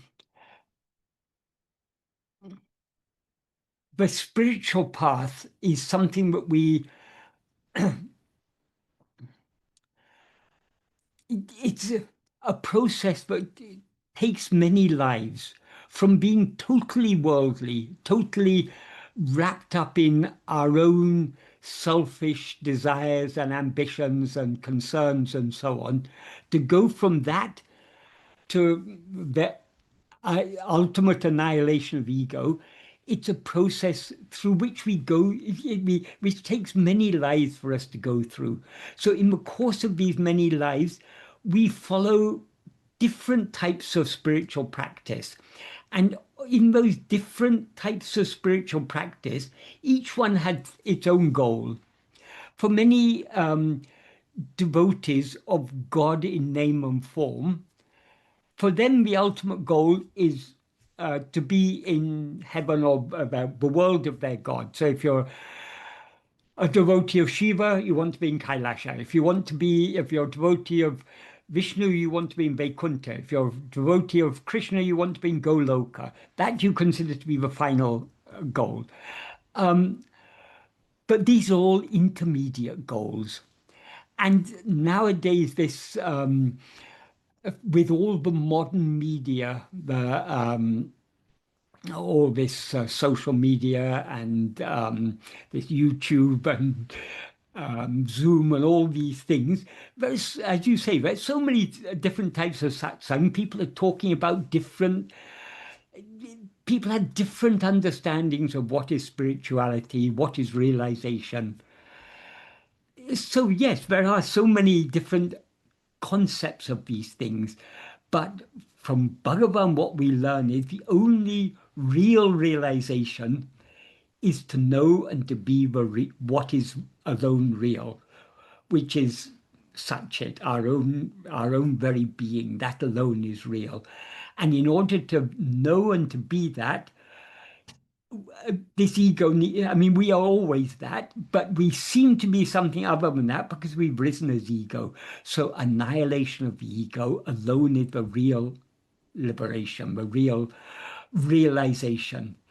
All the other realizations that people talk about, all the other liberations, or these are all at best just intermediate. Many of them are just imaginary. They're not even, I mean, people have, in the name of spirituality, Sadhu Om used to say, if you want to cheat people, the easiest way to cheat people is in spirituality. Because if you go to a vegetable market with a pile of round stones and you say that you're selling brinjals, that is eggplant. If you say that you're selling eggplant, you won't fool anyone, because anyone who comes to a vegetable market, they can tell the difference between a round stone and an eggplant. If you go to a diamond market with glass beads, you may be able to fool some people, because not everyone knows the difference between diamonds and glass beads. But if you go to the spiritual marketplace, you can sell anything and everything, because nobody knows what is real spirituality. So this spiritual marketplace, it's a vast marketplace. All sorts of products are being sold. But what is real spirituality? It is only by Bhagavan's grace we are guided to the right stall where the right product is being sold. Bhagavan is selling the spirituality in its, well, he's not even selling, he's giving it away freely. Spirituality in its purest form. Bhagavan never charged anything for satsang. I mean, nowadays these things have become a big business. There are people who are minting money by charging for satsangs and retreats and self-realization weekends and all sorts of things. If you want to make a lot of money, you can make a lot of money in this way, because anyone can say, I am self-realized. I can give you this. Come to me. And there'll always be people to believe them. So It's all sorts of things are going on in the name of spirituality. We are very, very fortunate. By Bhagavan's grace, we have come to the right path, to the right place. We've got Bhagavan is the ultimate guru, and we are very, very fortunate to have him, or we're very fortunate that he has taken us under his wing, taken charge of us. But at the same time, all these different things that are going on in the name of spirituality, why they appeal to different people? Because people are different. People have different interests, different aspirations. So some people, if we talk Bhagavan's teachings, many people will consider, oh, this is all dry philosophy. This is something, I prefer bhakti, I prefer to sing and dance and everything. That's fine, let them do so. I mean, different people are attracted to different things. It's all according to the maturity of mind, what appeals to us. And if Bhagavan's teachings appeal to us, that is entirely by his grace. Of course, quite a few of these religions say theirs is the only path. Theirs is. Oh yeah. Well, okay. They may disagree when I say this is the ultimate, but at least we don't say this is the only, because all these other different things eventually they must lead to I mean, all the other spiritual paths are like tributaries, but we must finally come to this. Without self-investigation, we cannot annihilate ego, and without annihilation of ego, we cannot attain what alone is real. And Well, the Advaita, and the Advaita, Michael? Advaita? Advaita, Bhagavan's teachings are Advaita in their purest deepest, most radical, and most practical form. Bhagavan's teachings are the essence of all of Vedanta, or of all of Advaita. And Advaita is the essence of all of Vedanta. And Vedanta is the essence of all the different religions that are there in the world. So Bhagavan is the essence of the essence of the essence. Yes, thank you, sir. Michael, Right, thank you. Thank you. Because a lot of people, that is very many, even Advaita is taught in there are many different levels of understanding of Advaita. Advaita essentially is very, very simple, because the essential truth of Advaita is there is one only without a second, you are that. So it's so simple, but people have understand it in so many different ways. But Bhagavan has given us Advaita in its purest form. Yes, thank you. But even Bhagavan, when answering questions, he often had to dilute things according to the needs of the questioner. So when someone asked Bhagavan what teaching should be given for the uplift of the masses, Bhagavan said, teaching has to be according to the taught. There cannot be teaching en masse. So Bhagavan, like Shankara and like so many sages before him, he often gave teachings that are more diluted, of a more diluted kind, because that is what is suited to the needs of that individual at that time. But what we find in Bhagavan's core works, in works like Uladu Napadu, Nana, Upadesha Aranacha Stuti Panchakam, Atma-vichara, and so on, that is the very essence of all of Vedanta, of all of Advaita, which, as I say, is the essence of all of Vedanta. But we can say that among ourselves. We shouldn't go out and say it because there are lots of other Advaitins who will disagree with us, and there are even more Vedantins who will disagree with us. The majority of Vedantins disagree with Advaita, and probably the majority of Advaitins would disagree with the very pure Advaita taught by Bhagavan. Okay. Mm. Bhagavan himself said there are in Advaita there are three different approaches. That is, the ultimate truth is ajata, but nothing has ever come into being or is ever destroyed. What is alone is as it is. That's the ultimate truth. However, Bhagavan made it clear that is not suitable as a teaching.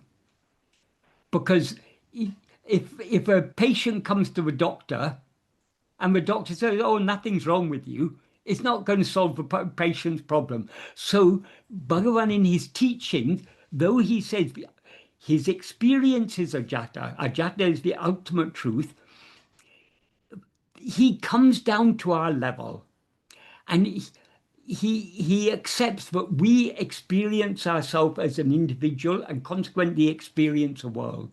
So he begins Uladunapta with the phrase Nam Ulahum Kandalal, because we see the world. Teachings are necessary because we see the world. If in Ajata there's no world to see and no one to see it. So he comes down to our level. But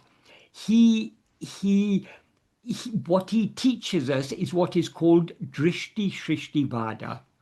Drishti means seeing or perception. Shrishti means creation, and Vada means a view or a contention. So what he teaches us is there is no creation independent of our perception of it. So just like in a dream, the dream world is created by our seeing it. There was no dream world there before we saw it, and there's no dream world after we see it. It is our seeing it and its creation are one and the same thing. Likewise, according to Bhagavan, this is just a dream. So this is what is called Drishti Shrishti Vada. But many people, including the majority of people who consider themselves to be Advaitins, find that very difficult to swallow. Because if all this is a dream, in a dream, how many dreamers are there? There's only one dreamer. So it's extremely radical what Bhagavan has taught us. So most people, most Advaitins are not ready to accept that. So there's a more dilutive form of Advaita that says all this world has been created by God. It becomes very complicated because there's so many inconsistencies if you begin to think that. Because according to Advaita, what is real is only one. There's one only without a second. So all multiplicity is an appearance.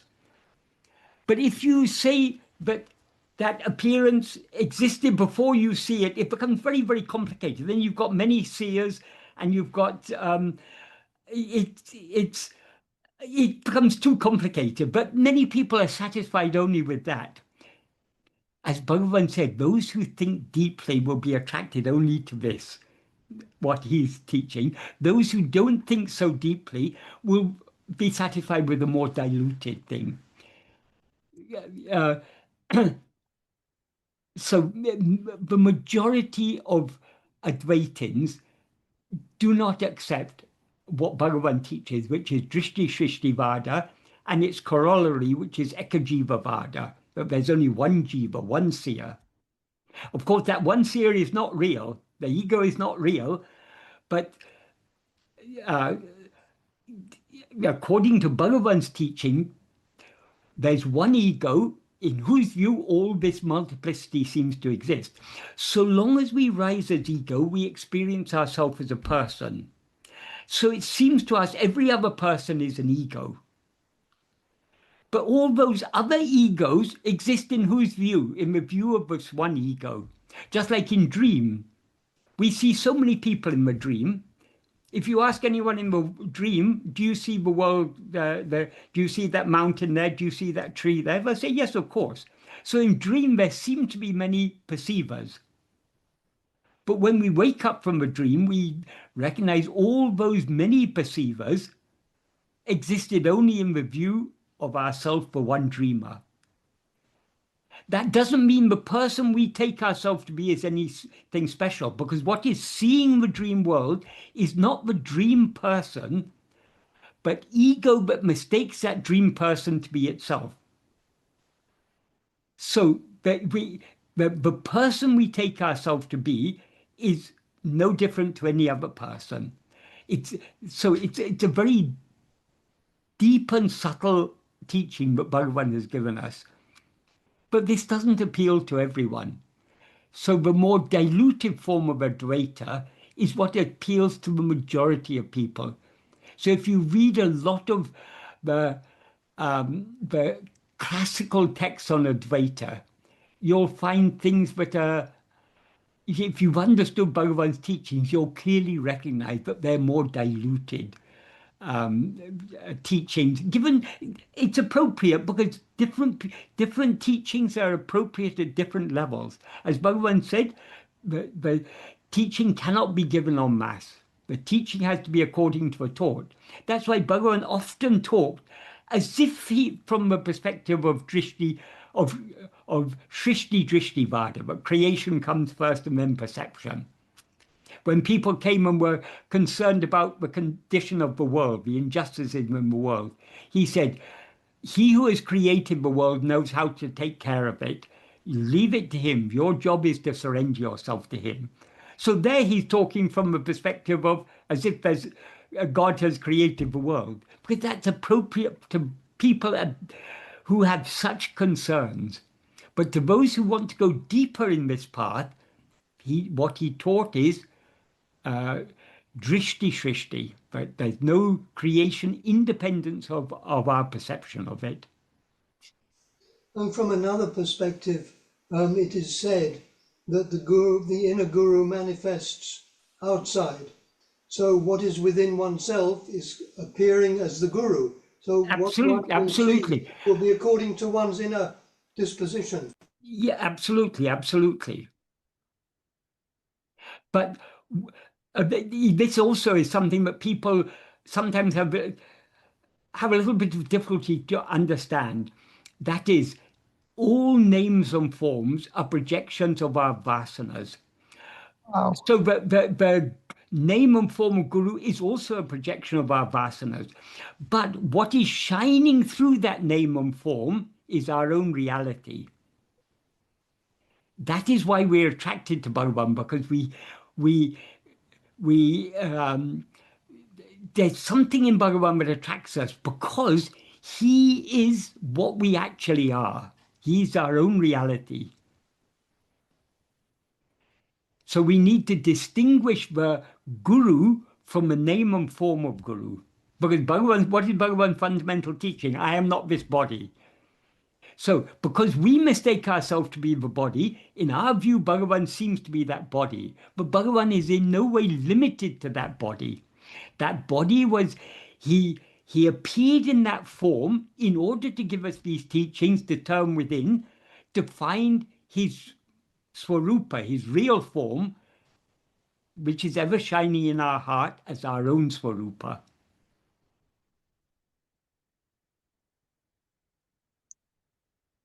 So all these things are very deep and subtle, but if we're drawn to these things, if we're able to recognize the truth in all that Bhagavan has taught us, then we are very, very fortunate, because this is the ultimate.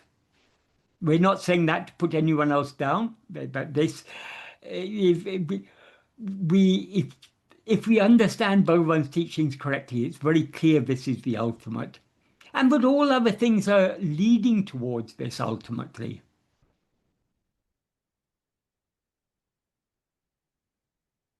Thank you, Michael. Right.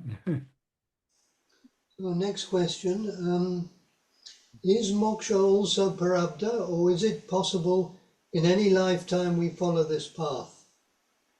what is prarabdha? Prarabdha is the fruit of karmas. If moksha were, and the fruit of karmas are finite, they're limited, because the limited actions give limited fruit. So if moksha were a fruit of a karma, it would be limited, it would be impermanent. Bhagavan says, Palamasasvatam, fruit of action is impermanent. So if moksha were the fruit of action, it would be impermanent. In verse 11 of Viveka Chudamani, Shankara says, action is prescribed only for purification of mind, not for knowing the reality. Knowledge of the reality does not result from tens of millions of crores of actions, but only from vichara. Vichara is not an action, because so long as the mind is going outwards, it is active. To the extent to which the mind turns within, it subsides back into the state of mere being. So vichara is not an action, it is a cessation of action. So that alone can lead to liberation. So liberation has absolutely nothing to do with prarabdha, because prarabdha is merely the fruit of actions. So the liberation is our real nature. It's what we actually are. We can attain liberation whenever we are ready for it. The fact that we haven't yet attained liberation means we're not yet ready for it. We're not yet willing to surrender ourselves completely. When we become willing to surrender ourselves completely, we will find we are eternally liberated.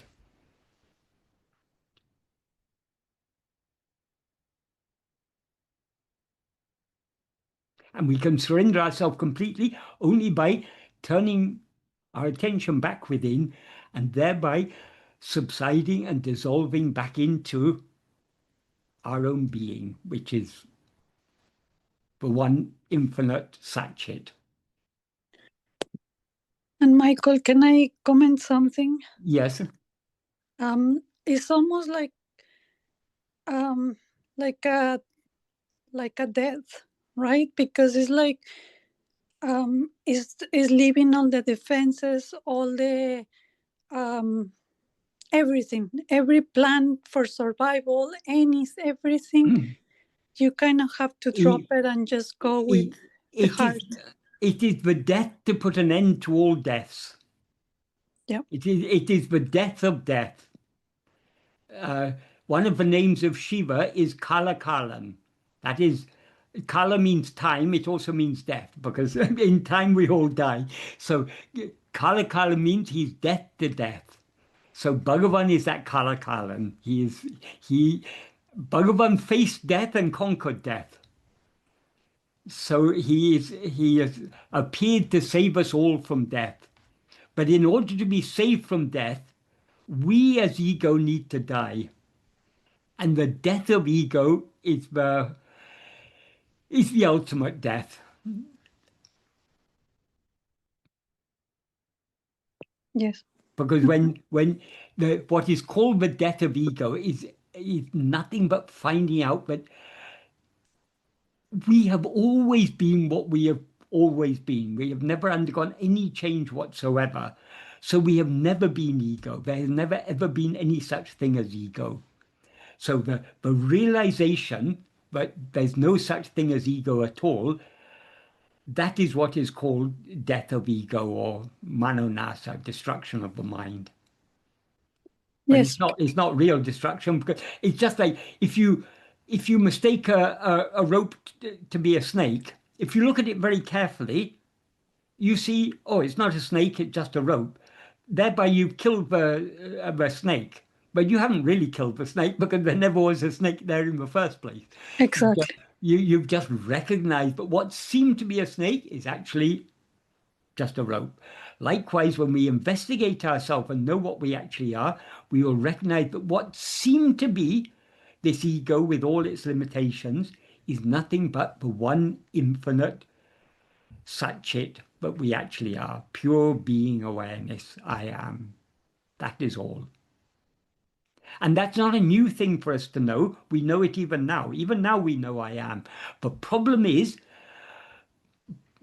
instead of knowing ourselves as just I am, we know ourselves as I am Angelica, I am Michael, I am whoever. So if we remove that limitation caused by these adjuncts, these false identifications, what remains is the one pure, infinite being awareness that we actually are.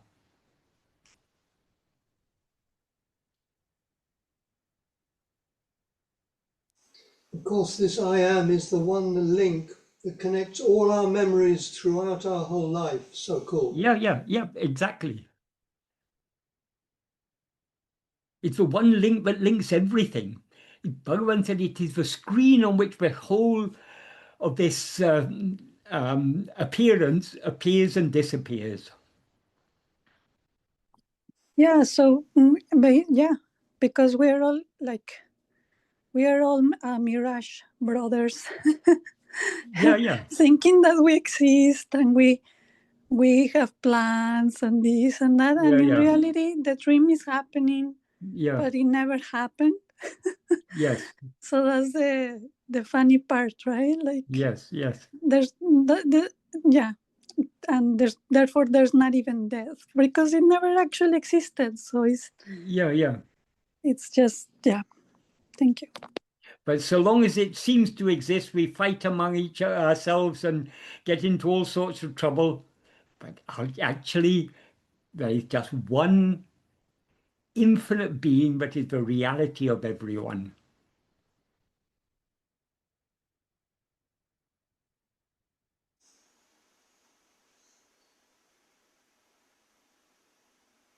Now our next question. As I turn more and more within, I notice that the vasanas seem to get stronger, often rising with vengeance. Is this really so, or am I rather becoming more sensitive, more aware of them? Someone who is totally totally concerned with the external world, if you talk about vasanas, they won't even know what you mean. It's only when we begin to follow this spiritual path that we begin to notice the vasanas that are driving all our actions. So the deeper we go in this path, the more we will become aware of the nature and influence of vasanas. According to Bhagavan, this whole world is nothing but a projection of our vasanas. That is, Vishaya means objects or phenomena. And the seeds that appear as all these things are Vishaya vasanas. So it's all just a projection of our Vishaya vasanas. But the more we turn within, the more we become aware of the effect, how these vasanas are working, how they are influencing us, how they are pulling our attention outwards. So yes, we become aware of the power of these vasanas to the extent to which we turn within. But to the extent to which we turn within, they also lose their power. But the more they lose their power, the more we become aware of how powerful they are. Sadhu Om used to give the analogy. If you see a crescent moon, you can't see any craters. If you see a half moon, you can begin to vaguely see some craters there. It's only when the moon is full that you can see the craters very clearly. Likewise with the mind. In a very impure mind, you can't see the impurities because it's all full, so clouded with impurities, you can't make out the impurities. As it gets clean, as the mind gets purified more and more, the impurities stand out more and more. Another analogy he gave is if you've got a very dirty cloth, if you've got a white cloth, but it's fully covered with mud and stains and everything. When you first wash it, you remove the more superficial stains, and the deeper stains become clearer. And the more you wash it, the more you remove the stains, but the deeply embedded stains stand out more and more. So this is the nature. As the mind becomes purer and purer, we become more and more aware of our impurities. That's why if you, I mean, Aksharamla is a very good example of this, but Aksharamla typifies, I mean, it's not only Bhagavan who sung like this. Great sages throughout the ages, Manika Vācaka and so many other great sages have sung like this. If you read what they have sung, you can see that they consider themselves to be the worst of the worst, most impure of the impure.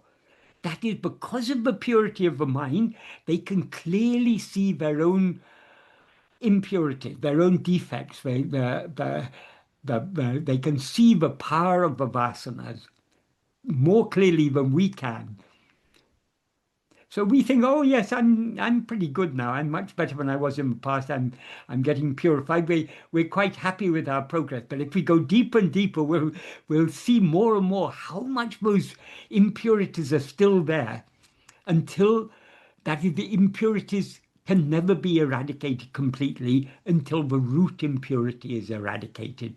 The root impurity is ego itself. If we eradicate ego, then all impurities are eradicated. But we can't even begin to eradicate ego until we have cleaned the cloth to a very large extent. Because so if our mind is full of impurities, it will be going out very strongly and won't have any interest in even trying to turn within.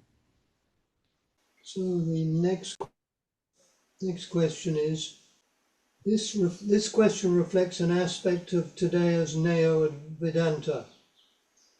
If it is God's will that we have to get swayed by Vishaya Vasanas, then can we avoid it?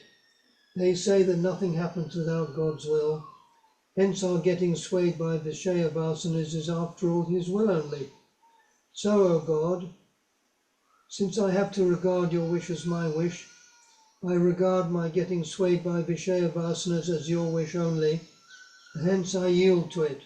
What do you say to this kind of thinking? That is the wrong way round.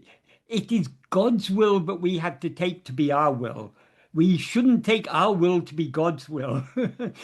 If you say, you know, all my Vishaya Vasanas, it's God's will, then you're making God subservient to your will. I mean, the Vishaya Vasanas are our will. No, we need to think a little deeply about these things. Truly speaking, God is not something separate from ourselves. God is our own reality. He's what we actually are. As Brahman, let's say Brahman, because Brahman is the being that is common to God and ourselves. As Brahman, we alone exist. And because we alone exist, we are infinitely free, because there's nothing other than ourselves that could limit our freedom. So infinite freedom is the very nature of Brahman, which is what we actually are. When we rise as ego, we impose limitations upon ourselves. So our being is infinite, but when we rise as ego, we mistake our being to be the being of a body, and this body is obviously temporary. It was born once and it's going to die once. So it's we have imposed limitations on our infinite being. We are limiting our being to this small area in space and a small period in time. Our nature is infinite awareness, but we limit ourselves, and we seem to there seem to be things we know and so many other things we don't know. There's always far more that we don't know than we know. So our knowledge is limited. Our happiness is limited because we have infinite happiness, but we experience ourselves as a small creature experiencing pleasure and pain. So whatever happiness we experience seems to be very limited. Like that, our freedom is also limited. Once we rise as ego, the freedom is limited. But though it's limited, because it's our real nature, infinite freedom is our real nature, we can never be denied freedom. But we have imposed limitations upon our freedom, so we seem to have limited freedom. So, as Bhagavan said, we have freedom of will and we have freedom of action. That is, no power can make us want anything we don't want or make us want what we do not want. So our will is, we have freedom or independence of will, what Bhagavan called Ichchara Swatantra. And because of that, we also have because we have a will of our own, there are certain things we like, certain things we dislike. So our actions are driven by our likes and our dislikes, our vasanas. So we have freedom of action, but it's a limited freedom of action. So we've got, as Bhagavan made clear, we've got freedom of will and we've got freedom of action. What we have no freedom of is to choose the results of our action. So whatever we are given to experience is the fruit of our actions that we've done under the sway of our will. That is determined by God, not by us. So we have no freedom to experience what we want to experience. We've got freedom to want whatever we want. We've got freedom to try for whatever we want. We've got no freedom to experience it because what we experience is determined by prarabdha. So we do have independent, I mean, we freedom or independence. We can, it's not, we can't put all our desires, all the if our will was, if God was responsible for our will, if God was responsible for our vasanas, he would also be responsible for whatever actions we do under the sway of those vasanas. If he's the one responsible, he should experience the fruit. Why should we experience them? We experience them because it's our misuse of our freedom that led us to do those actions, and therefore the consequence of those actions is what we experience as destiny. Neo-Advaitins, in so many respects, they just have a half-baked understanding of these things. If we want, these are all very deep and very subtle things. So we need to understand them deeply. But if you listen to these Neo-Advaitins, most of them will deny being, some of them will admit that they're Neo-Advaitins, most of them will deny even being Neo-Advaitins. But we can understand from the half-baked knowledge that they spout, that is, I mean, Neo-Advaita is just a label given to those who have a half-baked understanding of these things and teach their own very inadequate interpretation of these things. A very, very clear example, I've heard some of these Neo-Advaitins, some of them, when talking about Bhagavan, they'll say self-inquiry is not his ultimate teaching. His ultimate teaching is silence, as if they're two different things. How do we experience that silence? Is only by self-investigation. Another thing they say is, oh, his he taught self-investigation only for those who cannot be. His real teaching is just being. So we just have to be. They don't understand what just being means, and they don't understand that the means Bhagavan has given us to just be is self-investigation. Because to the extent to which we allow our attention to go outwards, we rise and become active. To the extent to which we turn our attention within, we subside back into our being. So yes, just being is Bhagavan's teaching. But in practice, how can we just being means being without rising as ego. And as he makes very clear in verse 27 of Ulladu Napadu, what he says in verse 27, the state in which I is without rising is the state in which we are as that. That means Brahman. So the state in which we just are without rising, that is the state in which we are Brahman. And then he says, how without investigating the place from which I rises, how to reach the annihilation of oneself in which I does not rise. The annihilation of ourself means the eradication of ego. We cannot, and only when ego is eradicated are we in the state of not rising, of just being without rising. So how can we achieve that? Except by investigating the place where I rises. The place where I rises is not literally a place, it's a way of saying it, it's our being. That is, from what do we rise? We rise from our being. So in order to be without rising, we need to investigate our being. He makes it so clear. So self-investigation is the means to just be. But these people say, you are already, so there's nothing more for you to do. You don't have to do anything. You just have to recognize that I am. That's all you need to know. But that's no use to us so long as if we continue rising as ego. We need to investigate ourselves. We need to make that effort. We need to persevere. And some of them say, oh, you don't have to do anything. You just have to recognize the truth. Yes, all we have to do is recognize the truth. But in order to recognize the truth, we have to persevere in this practice of self-investigation. So in so many ways, they trivialize the very deep teachings of Advaita.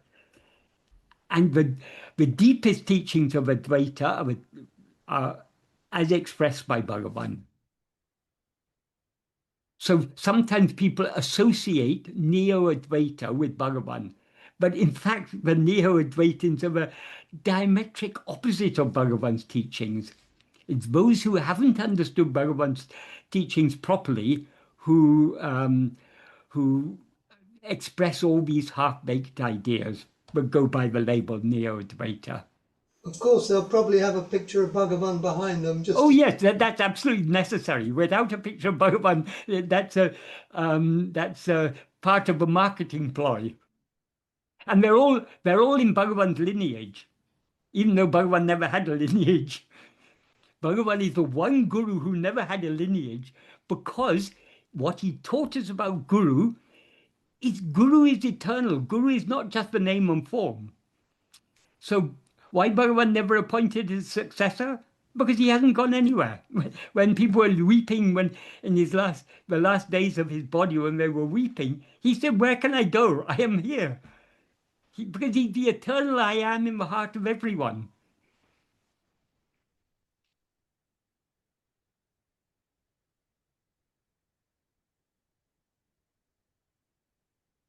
Okay, we have got a couple more questions to go, I think. I have a question on verse 2 of Navamanamala, Yes. regarding the meaning of Achala, in brackets Atu Ganam. I read your explanation, which says that Achala means complete, stroke density, stroke firmness, stroke abundance. I also came across Achala again in Srimad Bhagavad Gita and Bhagavan's Bhagavad Gita Saram, chapter 2, verse 24, BGS 7. Here it refers to the achala as nature, stroke verb. Does achala refer to the motionless nature of the Supreme Self here? Is it just that the same word can have a different meaning depending on the context? No, well, the basic chala means movement. Achala means unmoving. So the basic meaning of achala is unmoving. An extended meaning of achalam, mountains are called achalam because they are unmoving.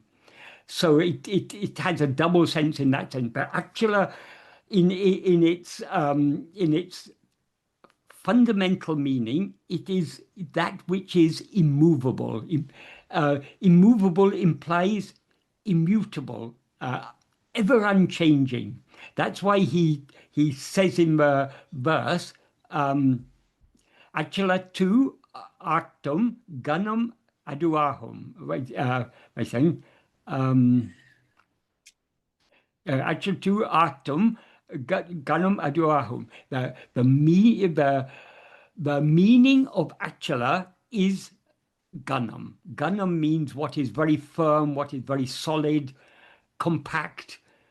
I mean, it's a word that is in this context. It's indicating the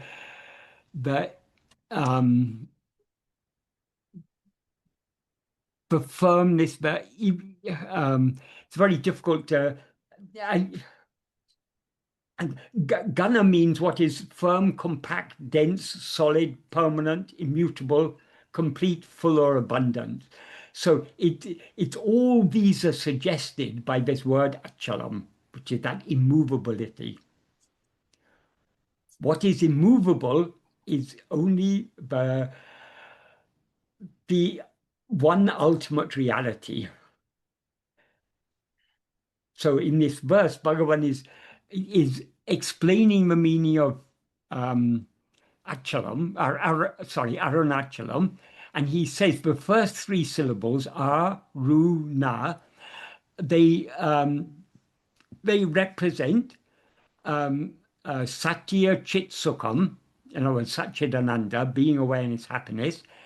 They represent the three words tattvamasi, the meaning of which is parabhuisara aikum, the oneness of the Supreme and the Soul.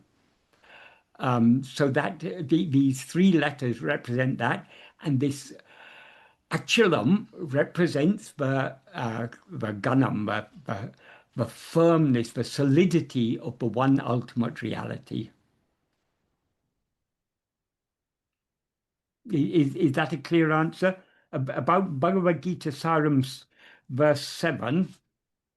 Sorry, it would take me a while to decipher it. Oh yeah, it does say Achalane Tan. It ends with that. But Achala does mean what is immovable. I can see what it's. Oh yes, this is the verse in which he's talking about the. That is the subject in the Sanskrit is I am this. That's referring to the Atman. In Tamil, Bhagavan says even he. But what it's saying is Atman is unbreakable, incombustible, cannot be dampened, cannot be dried. It's nitya, it's everlasting, eternal. It's sarvagataha, it's all-pervading. Stanu means stanu is like a pillar. It's unalterable, achala, immovable, immutable. So it's describing the real nature of the soul. It is something that it's unaffected by anything. It's unchanging, eternal. untouched by all these changes that are happening. I mean, an analogy Bhagavan often used for this is the screen. The screen in a cinema, it's unmoving. Though all sorts of movements are going on the screen, all sorts of activities are going on the screen just remains as it is. That screen is the ground of all the adhara, the adhisthana, the ground on which all this appearance arises, subsides, and I mean, everything that happens, it's all a mere appearance. What is real is that one ultimate reality, which is ever immovable, ever immutable.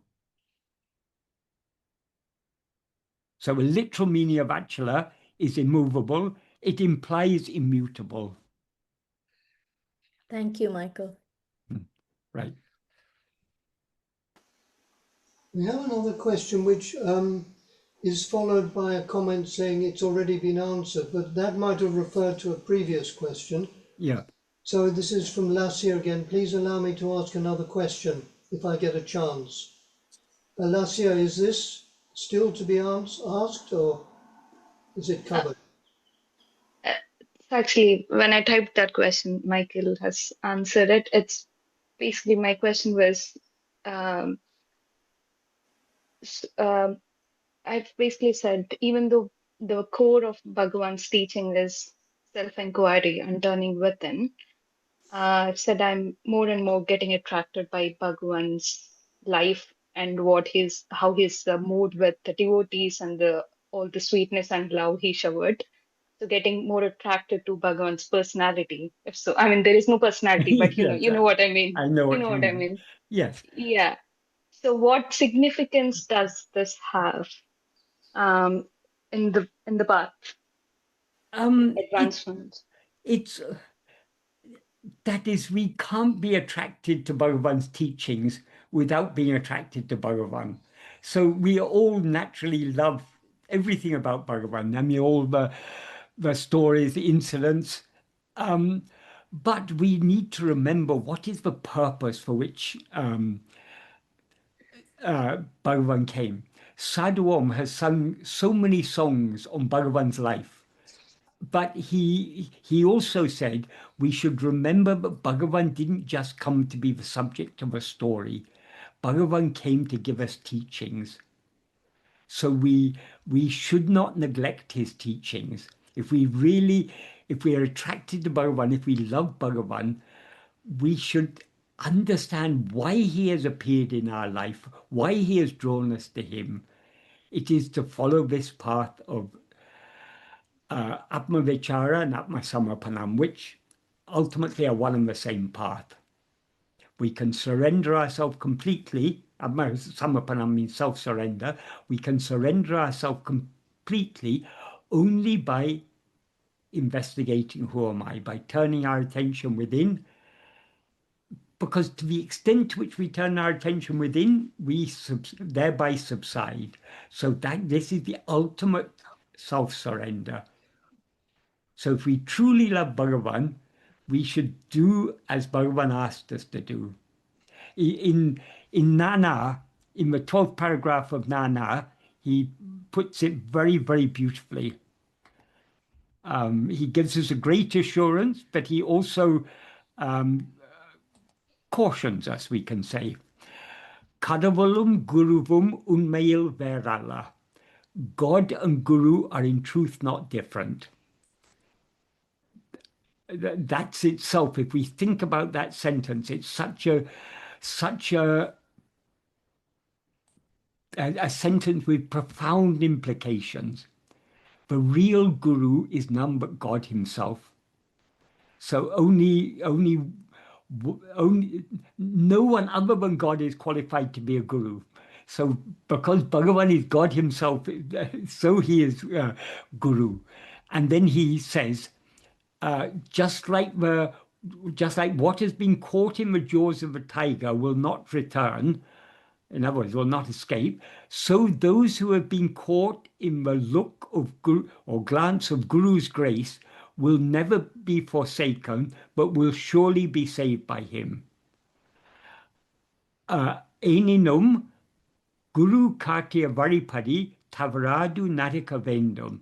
Nevertheless, it is necessary to walk unfailingly in accordance with the path the Guru has shown. That is, he will never forsake us, he will certainly save us. But we have a responsibility to follow what he has, the path that he has shown us. So we should never forget that. Yes. The greatest Guru Puja or Guru Aradhana is to follow what Guru has taught us, which is to turn back within and to subside into the heart, because that alone is truly giving ourselves to him.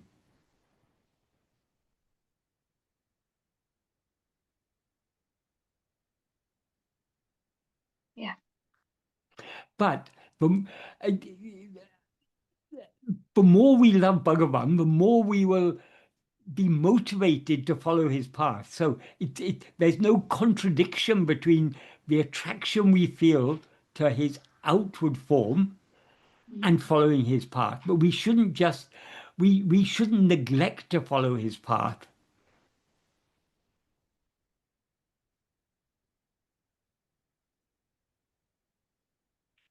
That is, the love we have for him should motivate us to follow his path all the more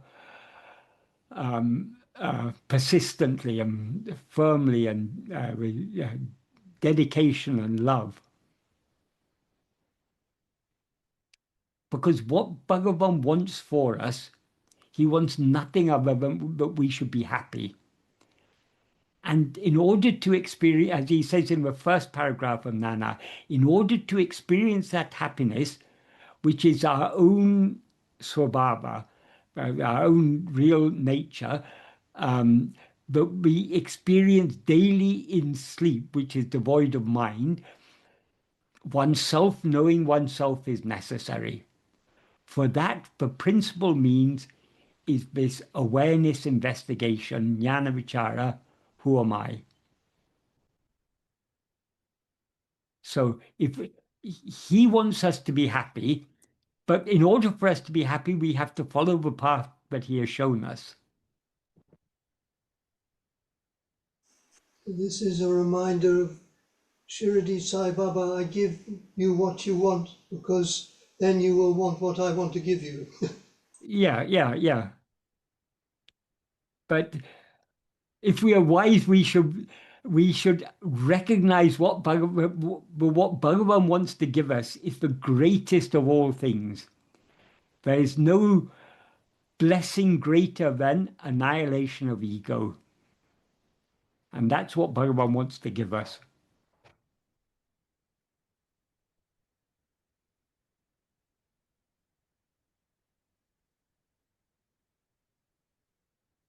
Thank you. All right. For the great reminder. Right. Thank you. Okay, so the problem for the mind when it turns within appears to relate to the fact that the mind is addicted to perceiving something, and turning within to that mind seems as nothing. It is as if it's too subtle, too pure, too rarefied for the mind to sense that within, because it seems as if it is nothing, blank. So the mind pulls back to the realm of something for safety. So it would appear the mind is threatened by this absence of something. It goes into a kind of withdrawal like any addict. How does one get past this cold turkey from something and getting to an attunement to what otherwise the mind dismisses as nothing? This is where having a clear understanding of Bhagavan's teachings is very, very helpful. It seems to be nothing because we are so accustomed in waking and dream to experiencing phenomena, to experiencing multiplicity. But it's not nothing. We are ever shining there. That is, what we are attending to is our ever-shining being. So we are not nothing. We are the, truly speaking, we are the only thing. So if we understand these things correctly, that what may superficially appear to be nothing is actually the only reality. Just like if you're always watching pictures on the screen, when the pictures stop and you see the screen alone, superficially you may think, oh, it's nothing. But that is the only reality that was there all along. It's not, the screen is not nothing. It is the very support for all the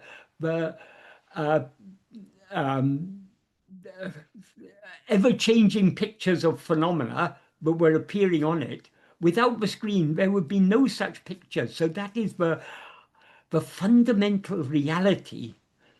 So we need to recognize our own being, our own self-shining being, as what alone is real. Because it's the only thing that endures. Whether other things appear or not, this is what is always the ground, the screen on which all these things appear and disappear.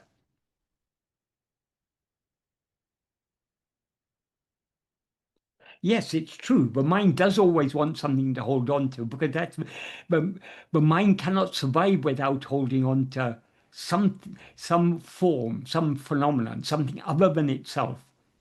So when it tries to hold on to itself, to its own being, it subsides, and eventually it will dissolve back into its being. So that love is required, that willingness to surrender ourselves completely.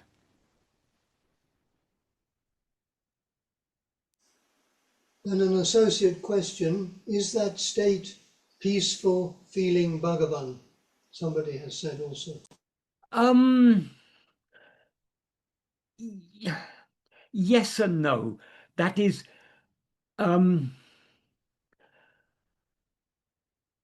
Bhagavan's nature is eternal and infinite peace. So any peace that we experience as coming and going, it's not other than Bhagavan, but it's not Bhagavan as he actually is. It's only when we recognize that as the one eternal reality, other than which nothing exists, then that is Bhagavan.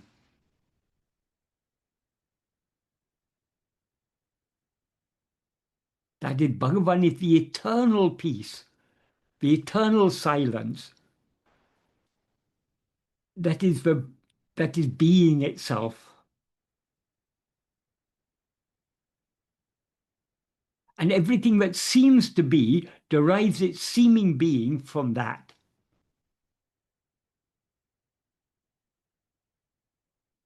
So as Bhagavan says in verse 12 of Ulajunapadu, Parandru. Par means nothingness, void. It's a Tamil equivalent of the Sanskrit word sunya. It's nothingness, void, dissolution. It's not. According to Bhagavan, it is purna. It is fullness, the fullness of being, the fullness of awareness, the fullness of happiness, the fullness of love. That is what we actually are.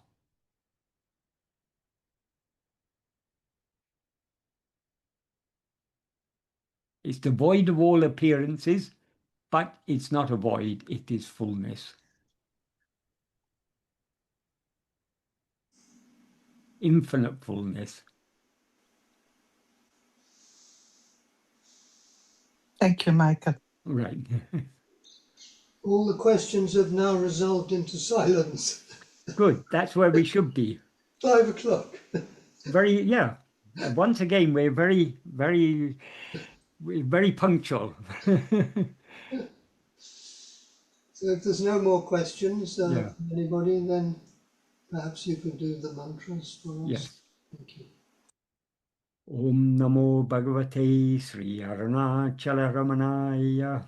Om Namo Bhagavate Sri Arunachala Ramanaya.